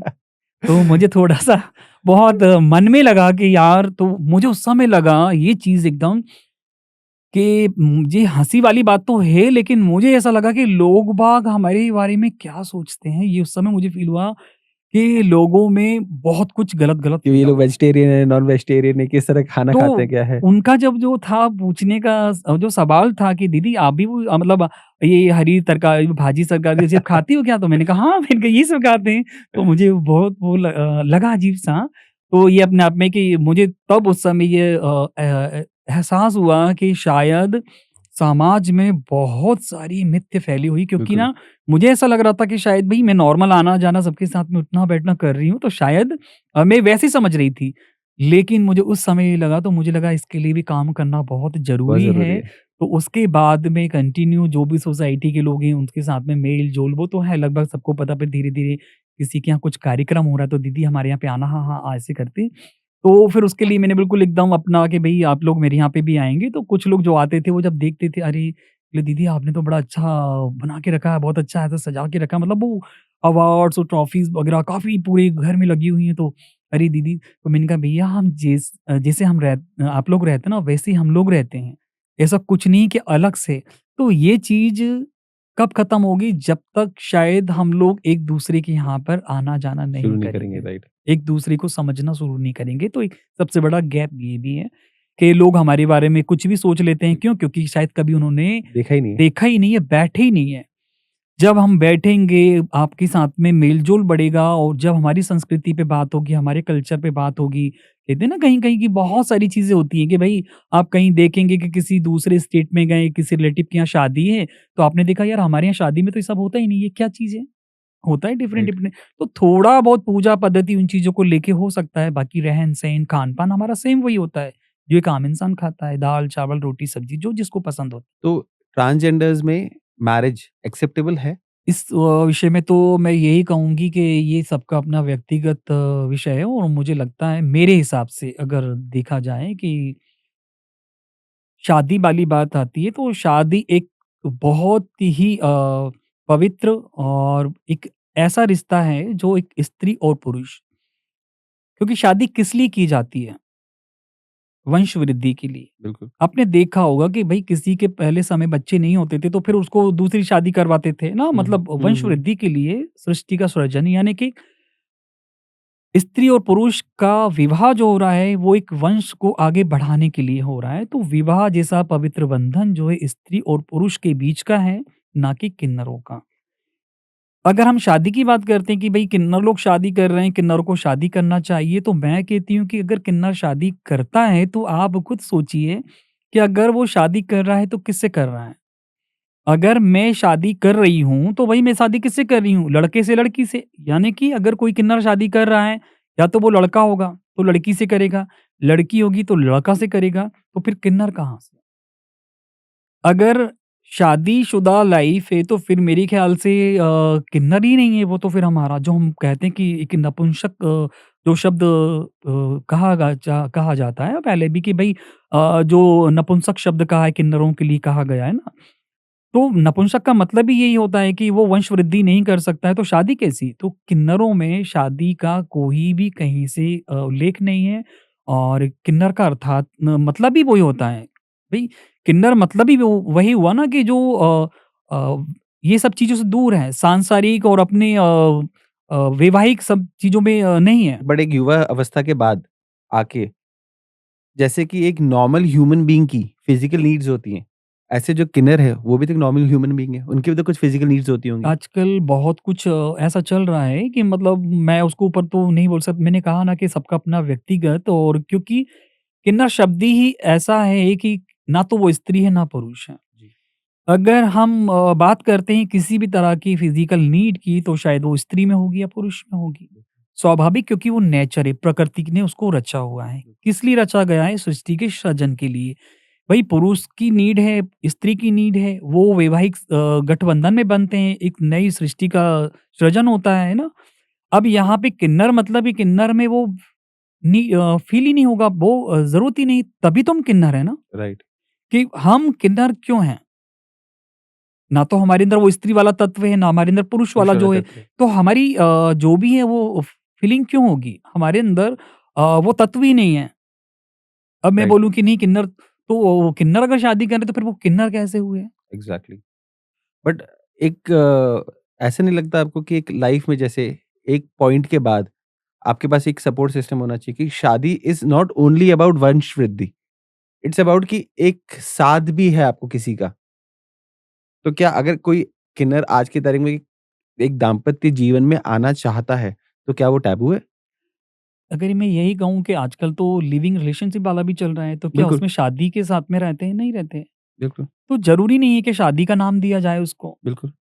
भई अगर जिसको लगता है कि एज़ अ सपोर्टेड कोई व्यक्ति साथ में रहे, हमें सपोर्ट करे एज़ अ फ्रेंड, ब ब कोई भी हो सकता है ना। हुँ, लेकिन ज़रूरी तो नहीं कि शादी, क्योंकि शादी जैसे पवित्र रिश्ते का मुझे नहीं लग रहा कि अपमान करना चाहिए, ख़ासकर किन्नरों को। जो आजकल बहुत चल रहा है कि वो शादी है, तो ये सब चीज़ें मुझे लग रहा है कि एक तरह से किन्नर छवि को भी इससे बहुत नुकसान है। क्योंकि जिस चीज़ के लिए हम नहीं हैं, उस चीज़ के लिए हम कभी आगे नहीं आ सकते, ये वास्तविक सत्य है। आपका मैं ये नहीं कहती कि नहीं भई और इसके अलावा हमारी कोई नीड नहीं, ज़रूरत नहीं, बिल्कुल, आज हमें भाई-बंध सबकी ज़रूरत है। लेकिन अगर हम अपने आप को बोलते हैं कि हम शादी की श्रेणी में रखें, तो फिर हम किन्नर नहीं हैं। एक पार्टनर, एक रिलेशनशिप, ये सारी चीज़ें अगर हैं, वो लिविंग का जो चल रहा है आजकल, तो ऐसे रहा होगा पहले भी, ऐसा नहीं है कि नहीं, किन्नर समाज में किसी ने नहीं, तो वो एक चलन रहा होगा, वो चला आ रहा है तो रहते, लेकिन वो सब चीज़ों को उन्होंने कभी शादी का नाम नहीं दिया। बट जैसे क्या होता है कि जैसे अभी अगर आप कम्युनिटी में रह रहे हैं, तो क्या है बहुत सारे लोग हैं। आप चीज़ें शेयर कर सकते हो, अपनी मत रख सकते हो, बात रख सकते हो, जो भी फीलिंग चल रही है अच्छी-बुरी वो आप शेयर कर सकते हो। बट अगर आज की तारीख में कोई ट्रेनर है जो कि अच्छे लेवल पे बैठा हुआ है, जैसे कि कोई डॉक्टर है, कोई जज है, अच्छे-अच्छे पदों पे हैं, अच्छा-अच्छा काम कर रहे हैं और वो सोसाइटी के बीच में नहीं रहते हैं। बट उन्हें भी तो कोई ना कोई एक चाहिए ना जिससे वो अपनी फीलिंग्स एक्सप्रेस कर सकें। It's not only about sex, it's बिल्कुल। About sharing the things. बिल्कुल आई एम एग्री, क्योंकि यहाँ पर अगर हम बात करें कि जो लोग डॉक्टर, इंजीनियर जो एक अलग सेक्टर में हैं, जी, प्रोफ़ेशनल व्यू में हम बात करें कि वो डिफरेंट है, हमारा वो कल्चर नहीं है ना। लेकिन दोनों एक साथ वहाँ पे रह के नहीं हो सकता। अगर कुछ लोग ऐसे हैं, तो वही वो उनकी व्यक्तिगत पर्सनल डिमांड, उनकी नीड हो सकती है। तो वो उनका व्यक्तिगत है, क्योंकि आज मैं कहूँ कि मैं अपनी स्वेच्छा से जीवन जीने की लड़ाई लड़ी कि मुझे जैसे रहना, मुझे वैसे रहना है, किसी का हस्तक्षेप नहीं चाहती। तो क्या कोई चाहेगा कि भई हमारी पर्सनल लाइफ़ में आप हस्तक्षेप करो कि आप कौन होते हैं, हम शादी करें ना करें? तो ये उनका पर्सनल मैटर है ना, क्योंकि जब वो यंग हैं और उनको लगता है, तो भई वो उनका पर्सनल है कि उनको शादी करना चाहिए, नहीं करना चाहिए, उनका व्यक्तिगत विषय है, राइट। ये मेरा विषय नहीं है।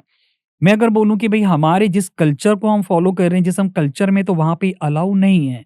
अब यहाँ पर अगर हम उन चीज़ों से हटकर बात करते हैं कि भई आज मैं, मेरा प्रोफ़ेशन है कि मैं एक डॉक्टर, इंजीनियर हूँ, मैं सोसाइटी से अलग हूँ, मैं अलग हूँ, बिल्कुल सिंगल हूँ।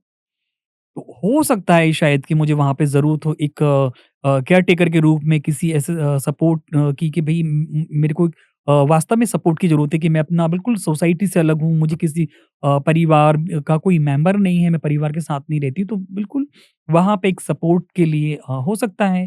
अगर कोई व्यक्ति सपोर्ट करता है, तो उसमें कोई दिक्कत नहीं होनी चाहिए। बिल्कुल, मेरा भी वही सोचना है। लेकिन शादी का विषय एक अलग विषय हो जाता है, जी, जी, क्योंकि जी। शादी मतलब कि ज़्यादातर शादी का मतलब यही होता है ना कि भई लड़का-लड़की की शादी क्यों होती है? वंशवृद्धि के लिए ही। जी, और हम ये भी नहीं कहते कि भई वंशवृद्धि सिर्फ़ 2 बच्चों के बाद में क्या आपकी नीडेड पूरी नहीं होती होंगी। स्वाभाविक है ना कि बच्चे ही लेकिन हम यहाँ पे किन्नर की बात कर रहे हैं, तो किन्नर जो होता है वो स्त्री और पुरुष से हटकर है। जी, जी, जी। इसलिए वहाँ पर हम शादी का उनसे नहीं जोड़ सकते कि भई किन्नर है तो शादी हो सकती है उनकी।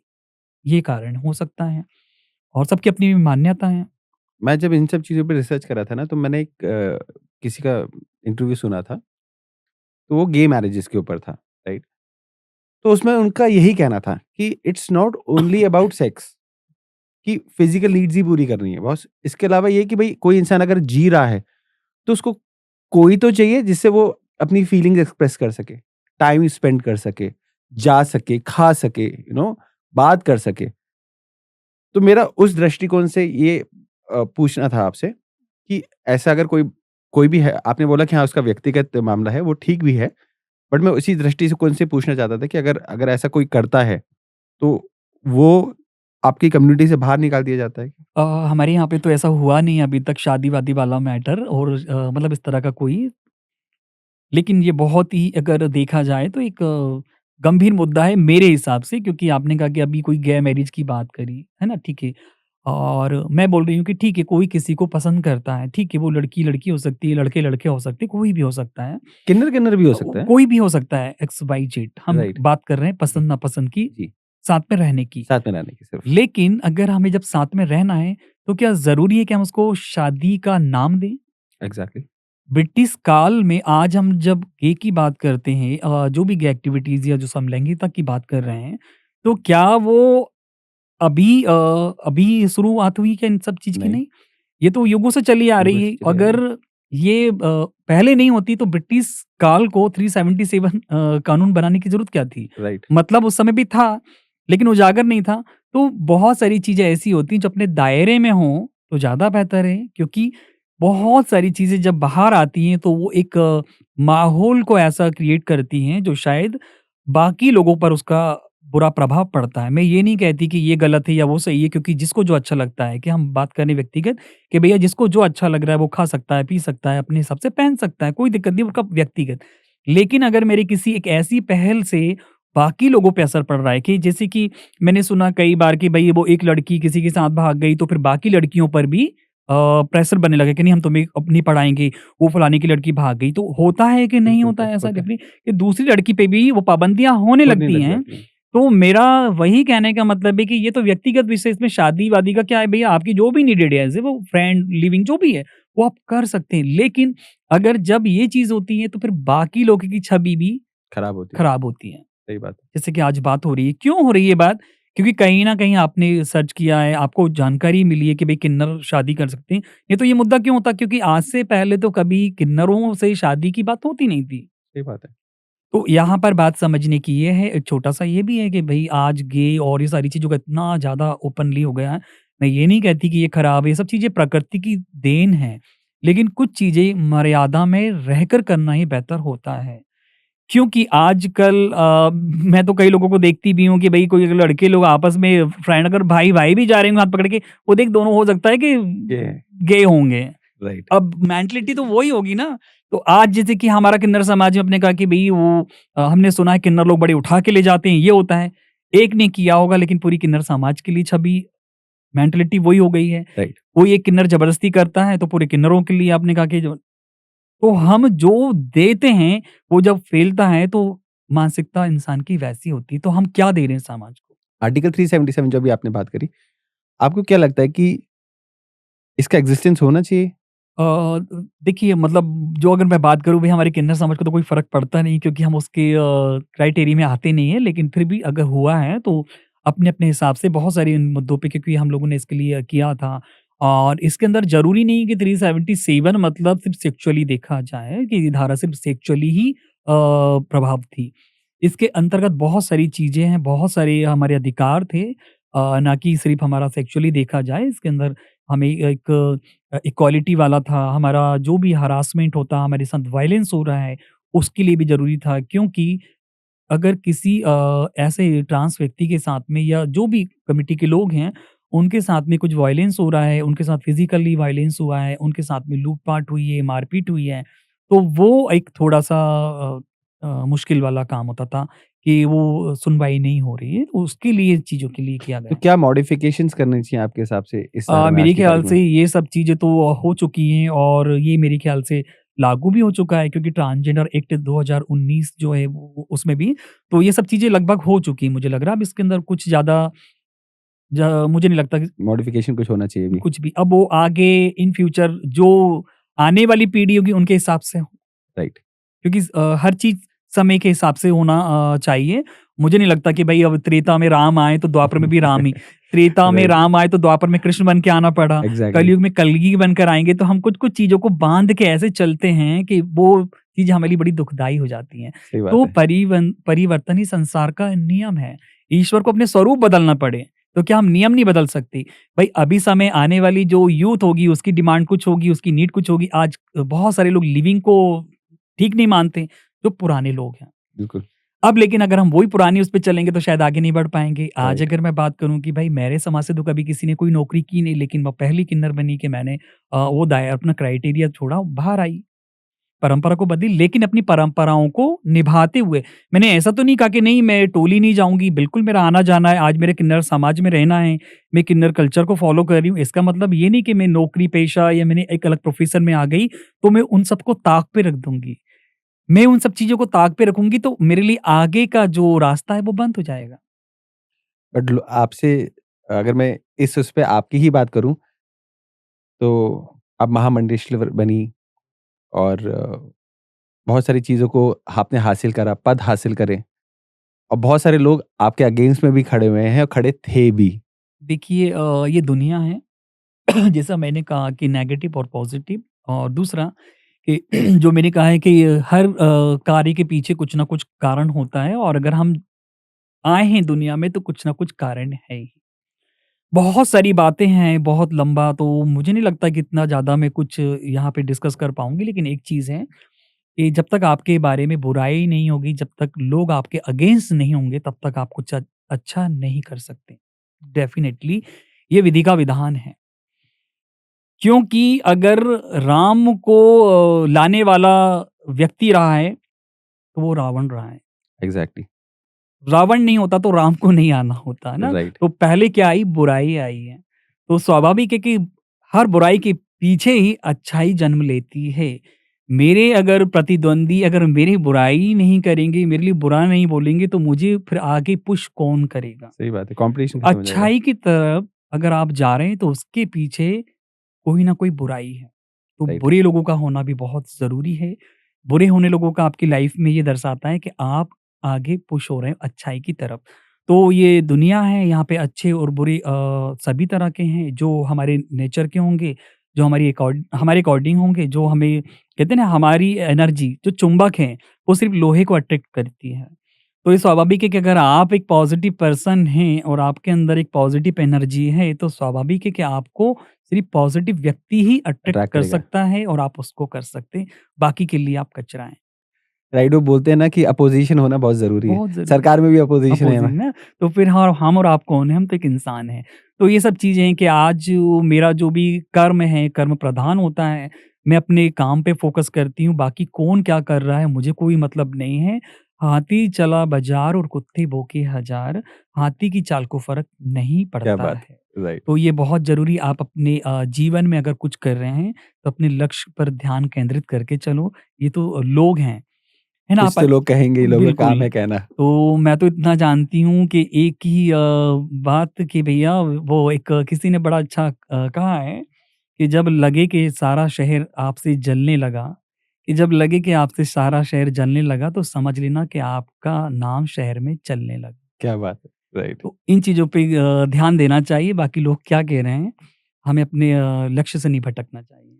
तो अभी अगर मैं पर्सनली अभी आपकी बात करूँ तो अभी आप किन्नरों के उद्धार के लिए क्या कर रही हैं?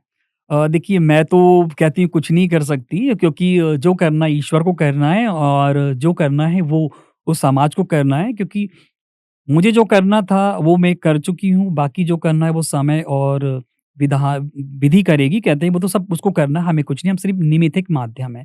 चाहे आप हों, चाहे मैं हूँ या कोई भी हो, किसी न किसी के लिए माध्यम होता है, ये प्रैक्टिकली है, इसको हम नहीं झुठला सकते। मैं अगर निमित्त बनी हूँ, मैं माध्यम बनी हूँ तो बिल्कुल ईश्वर ने अगर मुझे माध्यम बनाया है तो बहुत कुछ उसे करना है। मैं तो सिर्फ़ एक अपने हिसाब से उनके आदेश का पालन कर रही हूँ जो प्रकृति ने हम लोगों को दिया है क्योंकि ऐसे बहुत सारे लोग हैं दुनिया में। आप देखेंगे कि हर किसी के हिस्से ये सब चीज़ें नहीं आती हैं।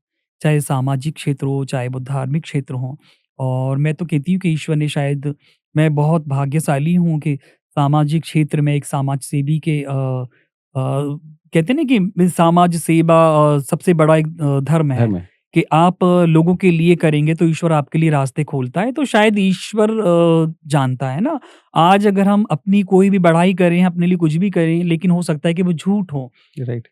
लेकिन परिणाम देने वाला ईश्वर है, उसको पता होता है सत्य क्या है। तो मैं इतना जानती हूँ कि मेरा कोई भी कर्म और उसका जो फल मिल रहा है, तो वो मेरे लिए ही है, किसी और के लिए नहीं है। किन्नर कम्युनिटी से बात करना चाहता हूँ कि हमने एक बहुत मिसकंसेप्शन की बात करी थी कि बहुत सारी ये धारणाएँ फैली हुई हैं कि बोलते हैं कि जब कोई भी किन्नर मरता है तो बोलते हैं चप्पल से मारा जाता है, बोलते हैं कि मुड़ के नहीं देखना है और क्या-क्या चीज़ें हैं। ये बहुत ज़्यादा मैंने भी सुन रखा है लोगों का मतलब ऐसा ये कहाँ से आई ये तो सारी नहीं, चीज़ें? अब वो और क्या कहते हैं सच ना में ऐसा कि कुछ होता है? नहीं, आप देखिए कि मतलब कोई भी धर्म हो या कहीं पर भी आप देखेंगे कि अगर कोई एक जीव भी अगर कोई चिड़िया भी मर जाती है, तो क्या कोई उसको मारता है? नहीं मारता। है ना? फिर हम तो इंसान हैं। हुँ। तो ये सब अपनी तरफ से एक मिथ, एक झूठ फैला के रखा गया है। ये कहाँ से फैला मुझे नहीं पता, ऐसा कुछ भी नहीं बोलते हैं होता तुम है। नर्क में रह रहे थे, नहीं, तुम अभी इसलिए अब यहाँ से नहीं, गए हो तो अब नर्क कभी इस योनि में लौट के मत आना, इस तरह से बोला जाता है। नहीं, नहीं, ये सब चीज़ें नहीं है। ये ज़रूर है कि भई कि प्रार्थना करते हैं, ये दुआ करते हैं कि भई जो जीवन अभी हमने इस जन्म में झेला है, जो भी हमने कष्ट झेला और इस तरह का ऐसा जीवन, ऐसी योनि पाई है कि लोगों ने हम लोगों को सिर्फ़ और धुतकारा है, उपेक्षित करा है, तो ये जीवन हमें दोबारा ना मिले। हमें ये लांछनपूर्ण जीवन ना मिले, लेकिन मैं तो इतना जानती हूँ और जो मेरा व्यक्तिगत सोच है, ये जो मैंने देखा है कि भई मैं तो कहती हूँ कि किन्नर जन्म तो बड़े सौभाग्य से मिलता है। सही बात है। मैं तो अपने आप को बहुत भाग्यशाली मानती हूँ कि ईश्वर ने मुझे इसी योनि में दिया, कि हम अगर अपनी शक्ति को, अपने प्रभाव को समझ लें, तो वास्तव में हम कुछ और ही होंगे। राइट। देव दनुज नर किन्नर श्रेणी सादर सकल मजाही त्रिवेणी, कि हम उस योनि में आए हैं जो नर से ऊपर है और देव से नीचे हैं, जो उपदेवता की श्रेणी में है। तो सोचो ऐसी योनि में कौन नहीं आना चाहेगा। लेकिन सिर्फ और सिर्फ व्यवहार और बहुत सारी भ्रांतियां, मिथ्य और बहुत सारी प्रोपेगेंडा के चलते आज किन्नर समाज जो है वो उपेक्षित रहा है। ओके। तो ये सब कहीं न कहीं हमारे जो भी पुराने जो लोग रहे हैं, जिन्होंने रचनाएँ की हैं, बहुत सारी हर ग्रंथों में खे छेड़-छाड़ हुआ है, बदलाव हुआ है, तो ये उसकी बदौलत किन्नर समाज उपेक्षित रहा है। ये जो मनगढ़ंत कहानियाँ बना दी जाती हैं कि भई मरेंगे तो ऐसा होता है, वैसा होता है, तो ये कहीं पर आज तक ना मैंने देखा, ना सुना। लेकिन आप सोचिए कि भई आज आपके सामने कोई अगर एक जानवर एक गली में कुत्ता भी मरा पड़ा रहेगा, तो आप उसको मारेंगे नहीं। आपके मन में इतना रहेगा, आपके अंदर इंसान का स्वभाव इतना तो कठोर नहीं होता है कि वो लात मार के उसको अलग कर दे कि नहीं तू इस बिल्कुल। जन्म में मत आना, कि अब तू कुत्ता है अगले जन्म में तू। जब हम जानवर के साथ, पशु के साथ में ऐसा व्यवहार नहीं करते हैं, ऐसा आचरण नहीं करते हैं, तो क्या कोई ऐसा हमारे लिए करेगा? राइट। तो ये किसी ने सुना होगा, कहीं से ये बात फैली होगी तो वो फैल गई है। बिल्कुल ससम्मान और जो भी हमारी संस्कृति, जो हमारे संस्कार होते हैं, उसी आधार पे उनका अंतिम संस्कार किया जाता कुछ लोग ऐसे बोलते हैं कि जनरली जो है ना, किन्नर समाज मुस्लिम है। हुँ। समाज को बहुत जल्दी अडॉप्ट करता है। ऐसा क्यों? मेरे ख़्याल से ये एक बड़ा गंभीर मुद्दा है और ये अपने आप में अभी बड़ा चल रहा है। लेकिन मैंने जो अभी तक देखा, मैं ये नहीं कहूँगी कोई भी धर्म विरोधी या किसी की धर्म के, लेकिन किन्नर समाज में अभी तक हमने देखा है कि हर धर्म के, हर जाति के लोग होते हैं। अगर एक तरह से देखा जाए, तो ये बहुत अच्छी बात है। एक समावेशीकरण के हर जाति का किन्नर आपको किन्नर समाज में मिलेगा, हर धर्म का आपको वहाँ मिलेगा, चाहे बौद्ध हो, जैन हो, मुस्लिम हो, और सब साथ क्रिश्चियन में हो, रहते हैं? सभी सब साथ में रहते हैं ना।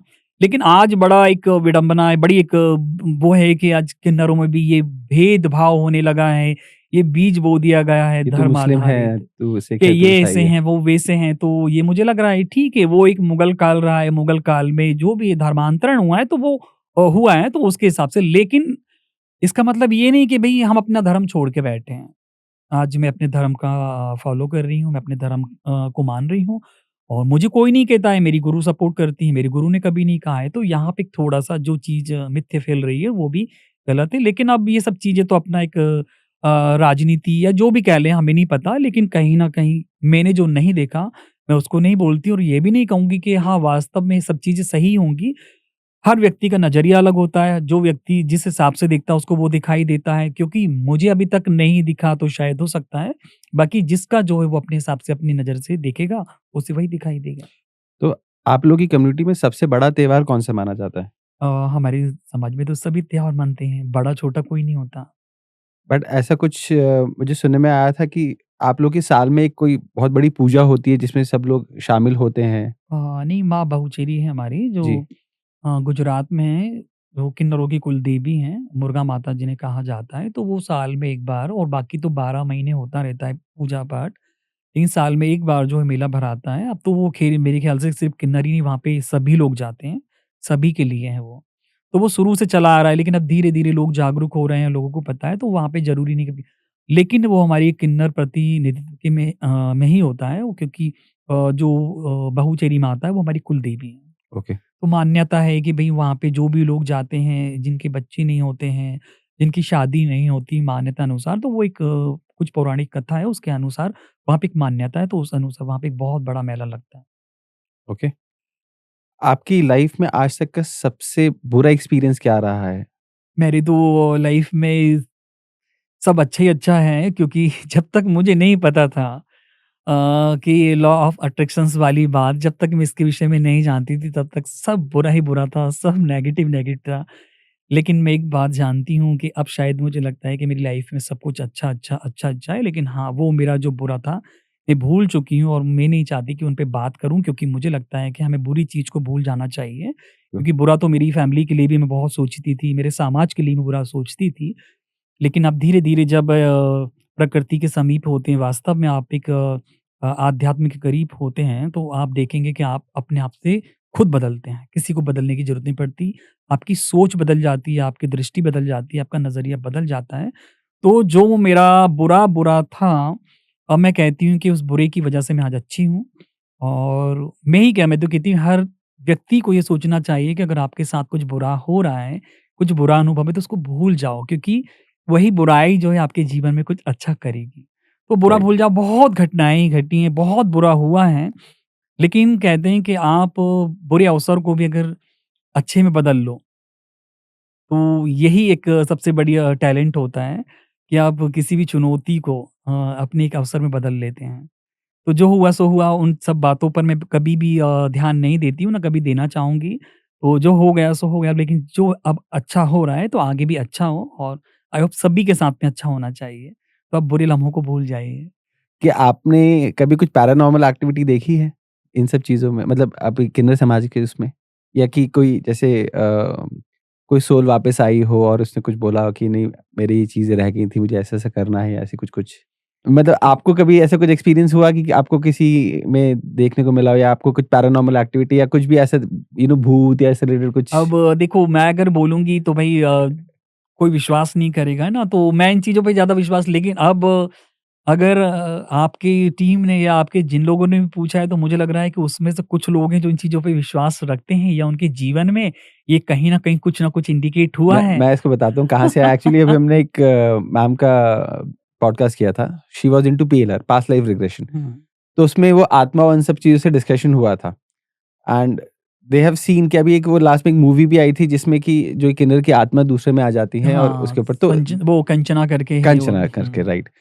तो वो कहीं न कहीं वैसे कुछ रेफरेंस लेके करे थे कि आपने भी इस तरह की कोई चीज़ अपनी अ, लाइफ में महसूस करी है या कुछ देखा है कभी? 2010 में जब मैं रेकी का मेरा सेकंड डे था, उस समय ये फ़ील किया था मैंने, और वहाँ पे जो रेकी मास्टर थे, मैंने उनको शेयर भी किया था, और ये मेरा पहला अनुभव था कि जब वो करवाते हैं तो वो आज तक मुझे याद है, और मतलब हाँ, वो जो हीलिंग देते हैं उस समय, तो मैं जब उस समय लेटी थी, फिर उसके बाद में वो एक्सपीरियंस पूछते हैं कि आपने क्या देखा, क्या है?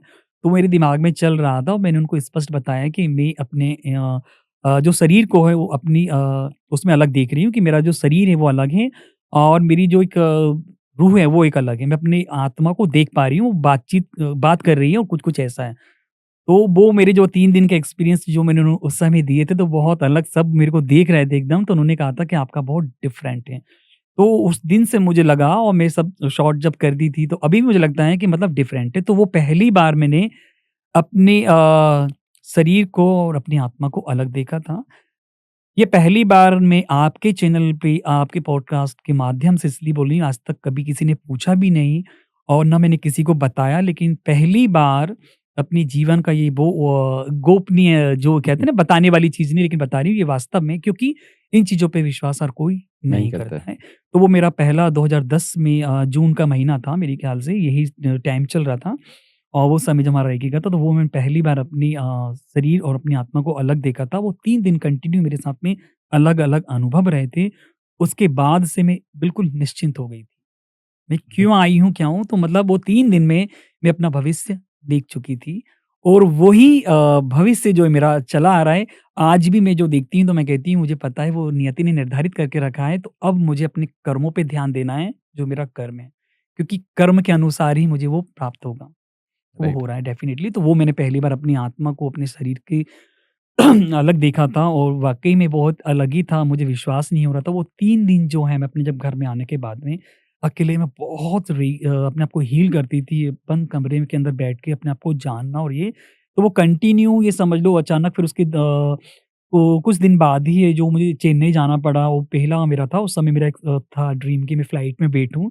तो 2010 में उसके 15 दिन के बाद अचानक से ट्रेनिंग आई, उस सर ने कहा कि सन्ना आपको ना बाय एयर चेन्नई जाना 3 दिन के लिए। तो वो मेरा पहला ड्रीम था जो पूरा हुआ था। वास्तव में वो धीरे-धीरे चीज़ें, तो तब से जो है मैंने बिल्कुल पॉज़िटिव सोचना शुरू करा, क्योंकि आप कहते हैं ना कि आप जो सोचेंगे वास्तव में, तो तब से जो है मेरा वो एक सोचने का और काम करने का नज़रिया बदला है। उसका रिज़ल्ट, उसका परिणाम आज आपके सामने है, बोलने की ज़रूरत नहीं है। राइट। वो मेरा प्रयास रहता है कि मैं सिर्फ़ और सिर्फ़ पॉज़िटिव लोगों के साथ में रहूँ, पॉज़िटिव सोचूँ और मेरे काम जो पॉज़िटिव हों। क्योंकि हुँ, मतलब यही चीज़ समाज में बदलाव ला सकते हैं और नहीं तो आपका नेगेटिव थॉट्स, नेगेटिव लोग आपको सिर्फ़ और सिर्फ़ गिराएँगे जिससे कि समाज का भी नाश होना है। राइट, उनकी संख्या बढ़ जाएगी। इसलिए क्यों विभीषण रावण को छोड़कर राम जी के पास में आया था, वो एक ही व्यक्ति तो पॉज़िटिव था, सही बात है, जिसने पूरा ना लंका विजयी करवाई। तो सही बात है। ये हर व्यक्ति के जीवन में होता है और ये प्रैक्टिकली है, ये मैं इस चीज़ को नहीं बोल सकती कि नहीं, आज के समय में इस पे लोग विश्वास करते नहीं करते। मैंने बिल्कुल अपनी आँखों से उन चीज़ों से बिल्कुल अनुभव किया है प्रकृति को। अब ये तो मानना ना मानने वाली बात है, तो जिस लोग लेकिन जो लोग वास्तव में प्रकृति से जुड़े हुए हैं और जो इन चीज़ों से जुड़े हुए हैं, जो अध्यात्म को बहुत जुड़कर जानते हैं, वो इस चीज़ पर बिलीव भी करेंगे और उनको महसूस भी होगा कि वास्तव में कैसा होता है। राइट, तो ये वही व्यक्ति देख सकता है, ये बिल्कुल क्योंकि कुरुक्षेत्र में कृष्ण जी ने अर्जुन को ही दिव्य दृष्टि दी, बाकी लोगों को नहीं दी थी, क्यों? अर्जुन में ऐसा क्या था, है ना? क्योंकि उसका प्रारब्ध था और उनका प्रिय था, इसलिए सिर्फ़ उसको वो दृष्टि दी कि वो उनका विराट स्वरूप देख देख सके। सके। हुँ, तो हमारे आस-पास, हमारे समाज में, हमारी कहते हैं ना सभी के पास में कृष्ण हैं। दृष्टि उसी को मिलेगी जो वास्तव में इसके करीब है। हम लोग जनरली देखते हैं कि आजकल लोग पैसा कमाने के लिए फेक ट्रांसजेंडर बनना शुरू कर देते हैं, जबकि वो नॉर्मल इंसान होते हैं और कहीं न कहीं इस कारण से आपकी कम्युनिटी का नाम भी खराब होता है। बिल्कुल ये तो हर जगह है आजकल आप देख रहे हैं कहीं न कहीं कुछ न कुछ बहुत सारी चीज़ें चल रही हैं। इसको सुधार के लिए मुझे लगता है कि भई अगर इस तरह का हो रहा है तो इस पे भी काम हो रहा है और कुछ ना कुछ कारण होता है किसी न किसी के पीछे। मैं ये नहीं कहूँगी कि कोई सही या कोई गलत लेकिन क्योंकि मैं बहुत अलग ही सोचती हूँ। मुझे नहीं लगता कि आप बोलोगे हर चीज़ का जवाब ऐसे ही लेकिन वो ये कि भई जो बन रहा है तो उसके पीछे पता नहीं वो कारण वो जान सकता है। लेकिन ये सब चीज़ें जो हैं वाक़ई में हम लोगों की छवि भी खराब करती है और हम लोग इसको बिल्कुल सपोर्ट नहीं करते हैं क्योंकि आप एक किसी कृत्य से पूरी समाज की छवि खराब हो रही है। तो ये नहीं होना चाहिए और बहुत सारी चीज़ें हैं, हमारे किन्नर समाज में ही नहीं, आज महिलाओं में भी देखेंगे कोई वही वेश्यावृत्ति कर रहा है, तो पूरी महिलाओं को हम उस उससे नहीं देख सकते हैं। तो वैसे ही मेरा मानना है कि भई ठीक है, कोई अगर ऐसा कर रहा है तो एक लीगल एक्ट भी आया है इसके लिए। अब जो भी है अगर आज हमारे बीच में तो नकली जो असली वाला है कि भई वो बन रहा है, तो हमारे बीच तो आएगा नहीं, राइट, है ना? स्वाभाविक है कि भई अगर कोई नकली है या वो बन रहा है, तो वो हमारे बीच तो नहीं आएगा। वो आप लोगों के बीच ही जाएगा ना।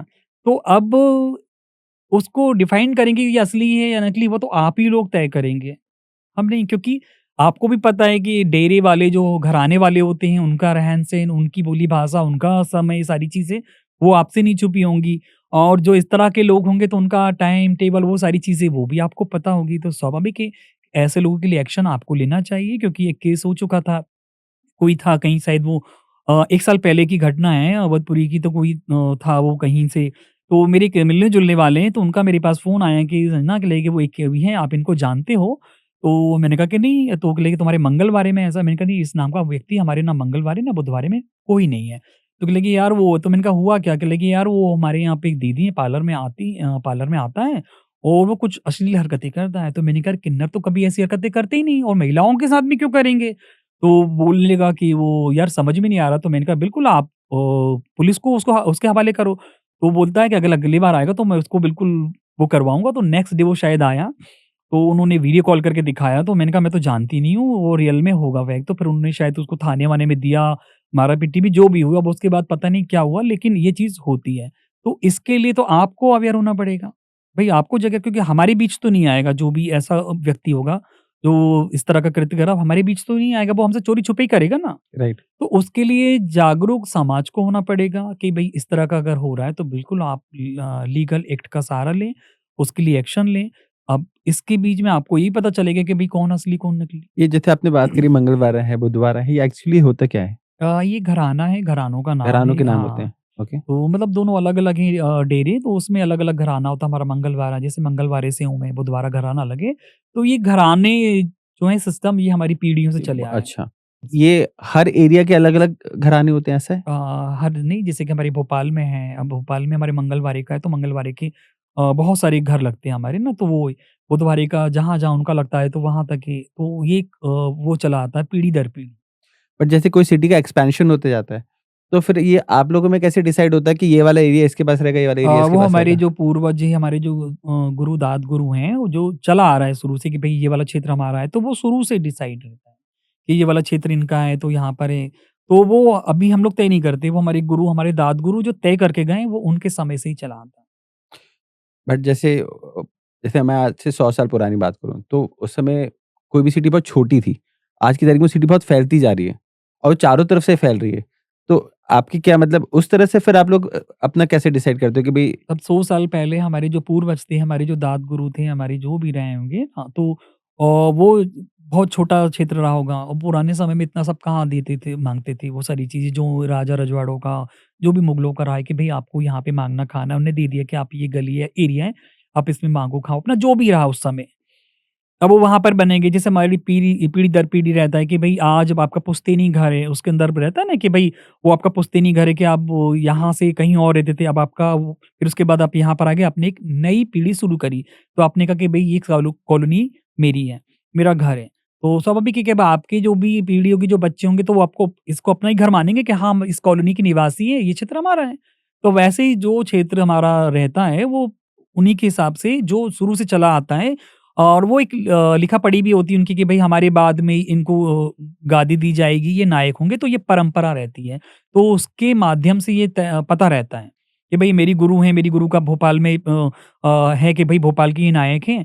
अब इनको क्योंकि उनको गुरु ने किया है, अब वो अपने बाद जिसको रखेंगे कि भई हमारा है, तो वो एक जो होता है तो गुरु पंचों में। पहले से ही डिसाइड करके जाते हैं कि हाँ, उनके बाद वो कौन सब रहेगा? उनका है, जो भी हमारे पंच वगैरह होते हैं, वो तय करते हैं, तो वो पूरा एक कल्चर होता है, एक परंपरा होती है, पूरा उस नियम के साथ में होता है वो। गाँव में पंच होते हैं, वैसे आपके भी अलग पंच होते हैं जो हाँ, डिसाइड हमारा करते हैं? जो भी होता है पंच ही करते हैं, हमारे जो भी पंच बैठते हैं, तो वही पंच परमेश्वर हमारे जो होते हैं वो डिसाइड करते हैं, वही सारी चीज़ों को तय करते हैं, उनके जो भी नियम और जो भी होता है हमारा तो सारा अच्छा बुरा भी कुछ हो रहा हो, किसी के ऊपर हुँ, डिसीजन लेना हो तो वो भी पंच तो ही वही करते हैं? करते हैं, उन्हीं के पास में जाता है सारा मुद्दा जो भी है वो सॉल्व करते हैं, जो भी समस्या होता है वो ही करते हैं, उन्हीं के पास में लेके जाते हैं, तो जितने भी हमारे पंच बैठ के वो सब चीज़ों को निपटारा करते हैं।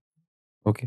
तो पंच वही होते होंगे जो भी बड़े जो एक्सपीरियंस लोग होते बड़े-बुजुर्ग होंगे? हमारे जी। जो पुराने हैं और अलग-अलग घरानों के होते हैं, वो पंच परमेश्वर है ना, तो वो लोग डिसाइड करते हैं किसी भी तरह का। तो जब किसी भी तरह का कोई भी होगा तो उनके पास में जाके कि ऐसा जब आपस में नहीं होता है तो फिर पंच के पास में जाते हैं। ओके, पहले प्रयास रहता है कि भई आपस में बैठ के हमारा जो भी सुलह है कर लें। वो सुलह हो जाए। जब अगर बात नहीं बढ़ती है, सामने वाला बोलता है कि नहीं मेरे को तो ऐसा, तो फिर वहाँ पे पंचों का रहता है। फिर पंचों का जो फैसला होता है वो सबको मानना होता है। अब जो भी सरकार के थ्रू किन्नरों के लिए क्या बेटरमेंट के लिए पॉलिसीज़ लेके आई है या उनके लिए क्या उनके बेटरमेंट के लिए क्या हो रहा है अभी? जैसे कि अभी महिला आरक्षण और वो उन पे किया, तो वैसे ट्रांसजेंडर एक्ट भी है। माननीय सर्वोच्च न्यायालय की तरफ से जब पहचान दी गई कि भई स्त्री और पुरुष के बाद में इनको भी एक अलग से दिया जाएगा, क्योंकि एक भारतीय संविधान के अनुसार हम लोगों को भी राइट्स है इक्वालिटी का।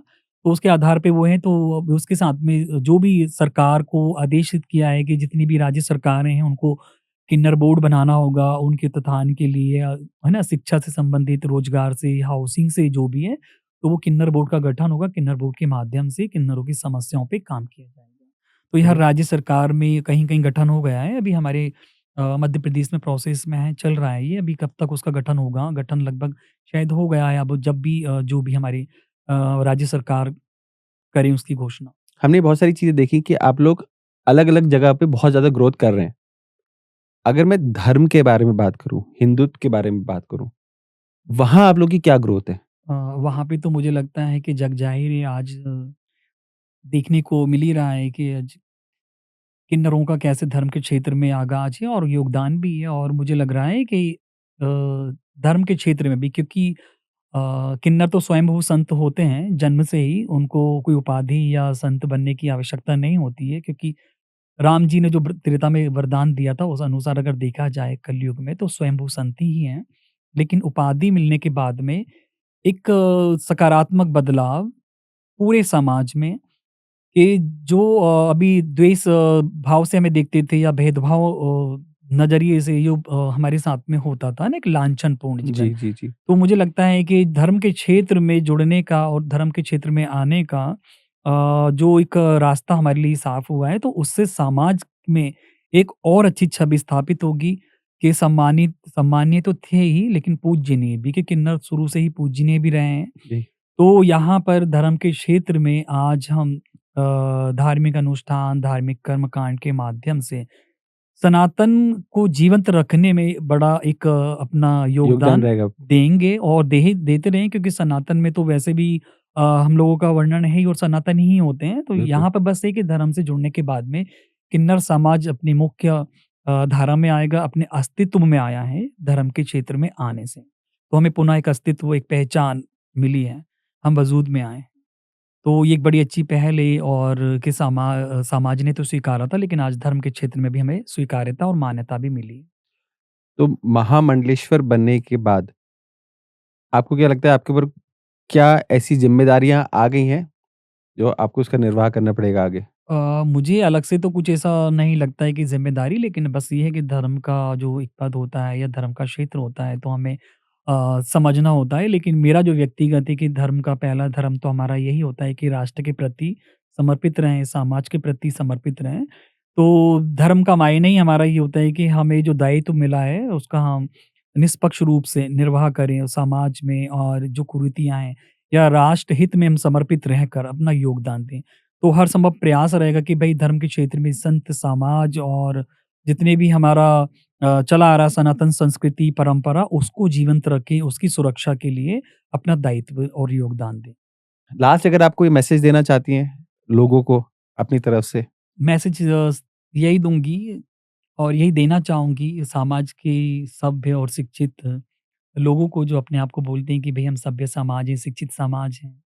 कि हमारा जन्म भी आप के समाज से ही होता है, हम आपसे ही उत्पन्न हैं, जो एक महिला-पुरुष सृजन करते हैं। और जैसे कि एक लड़की को, एक लड़के को, एक विकलांग बच्चे को जन्म देने के बाद एक्सेप्ट कर लेते हैं, स्वीकार कर लेते हैं और उनकी परवरिश भी वैसे ही करते हैं, है ना? दिव्यांग को दिव्यांग की तरह नहीं, बिल्कुल। तो समाज को मैं सिर्फ़ यही संदेश दूँगी कि अगर हमारे जैसा बच्चा होता है, उसको भी वही संस्कार और वही लाड़, प्यार, प्रेम से कहते हैं ना कि परवरिश करें, कि आगे चलकर उसको ये ना वो कोई बोले कि किन्नर है, या आपको ये ना लगे कि आप किसी किन्नर की परवरिश कर रहे हैं। आप एक लड़का या लड़की जिस तरीके से उसकी परवरिश कर सकते हैं, वैसे करें, ताकि बड़े होकर सिर्फ़ और सिर्फ़ वो एक अच्छा इंसान बने, ना कि एक औरत, ना आदमी, ना किन्नर।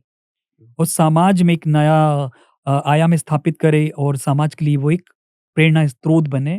तो समाज के लिए मैं यही संदेश दूँगी कि आप चाहे स्त्री हो, पुरुष हो, जिस तरह से विकलांग बच्चे को एक्सेप्ट करते हो, वैसे हमें भी एक्सेप्ट करो और हमें भी जीने का अधिकार है मान-सम्मान के साथ में। तो वो मान-सम्मान के साथ में हमें भी अपने बीच में रखकर वो सारी सुविधाओं का लाभ दो और परवरिश करके हमें भी डॉक्टर, इंजीनियर, पायलट और आईएएस, आईपीएस बनने का अवसर दो। ओके।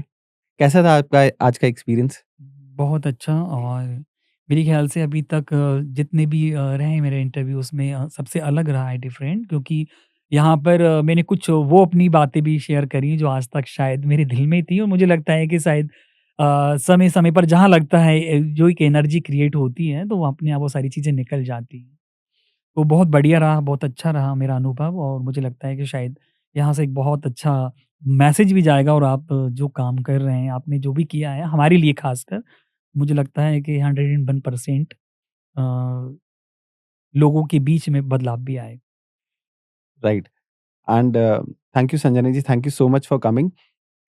मुझे ऐसा लगता है कि आज जो हमारा डिस्कशन हुआ है, उसके बाद उस डिस्कशन को सुनने के बाद लोगों को बहुत सारी क्लैरिटी मिलेगी इस किन्नर समाज को लेके। बिल्कुल। क्योंकि जब मैंने इसके ऊपर पढ़ाई करी, रिसर्च करी, तो मुझे ही बहुत सारी नई-नई चीज़ें पता चल के आई।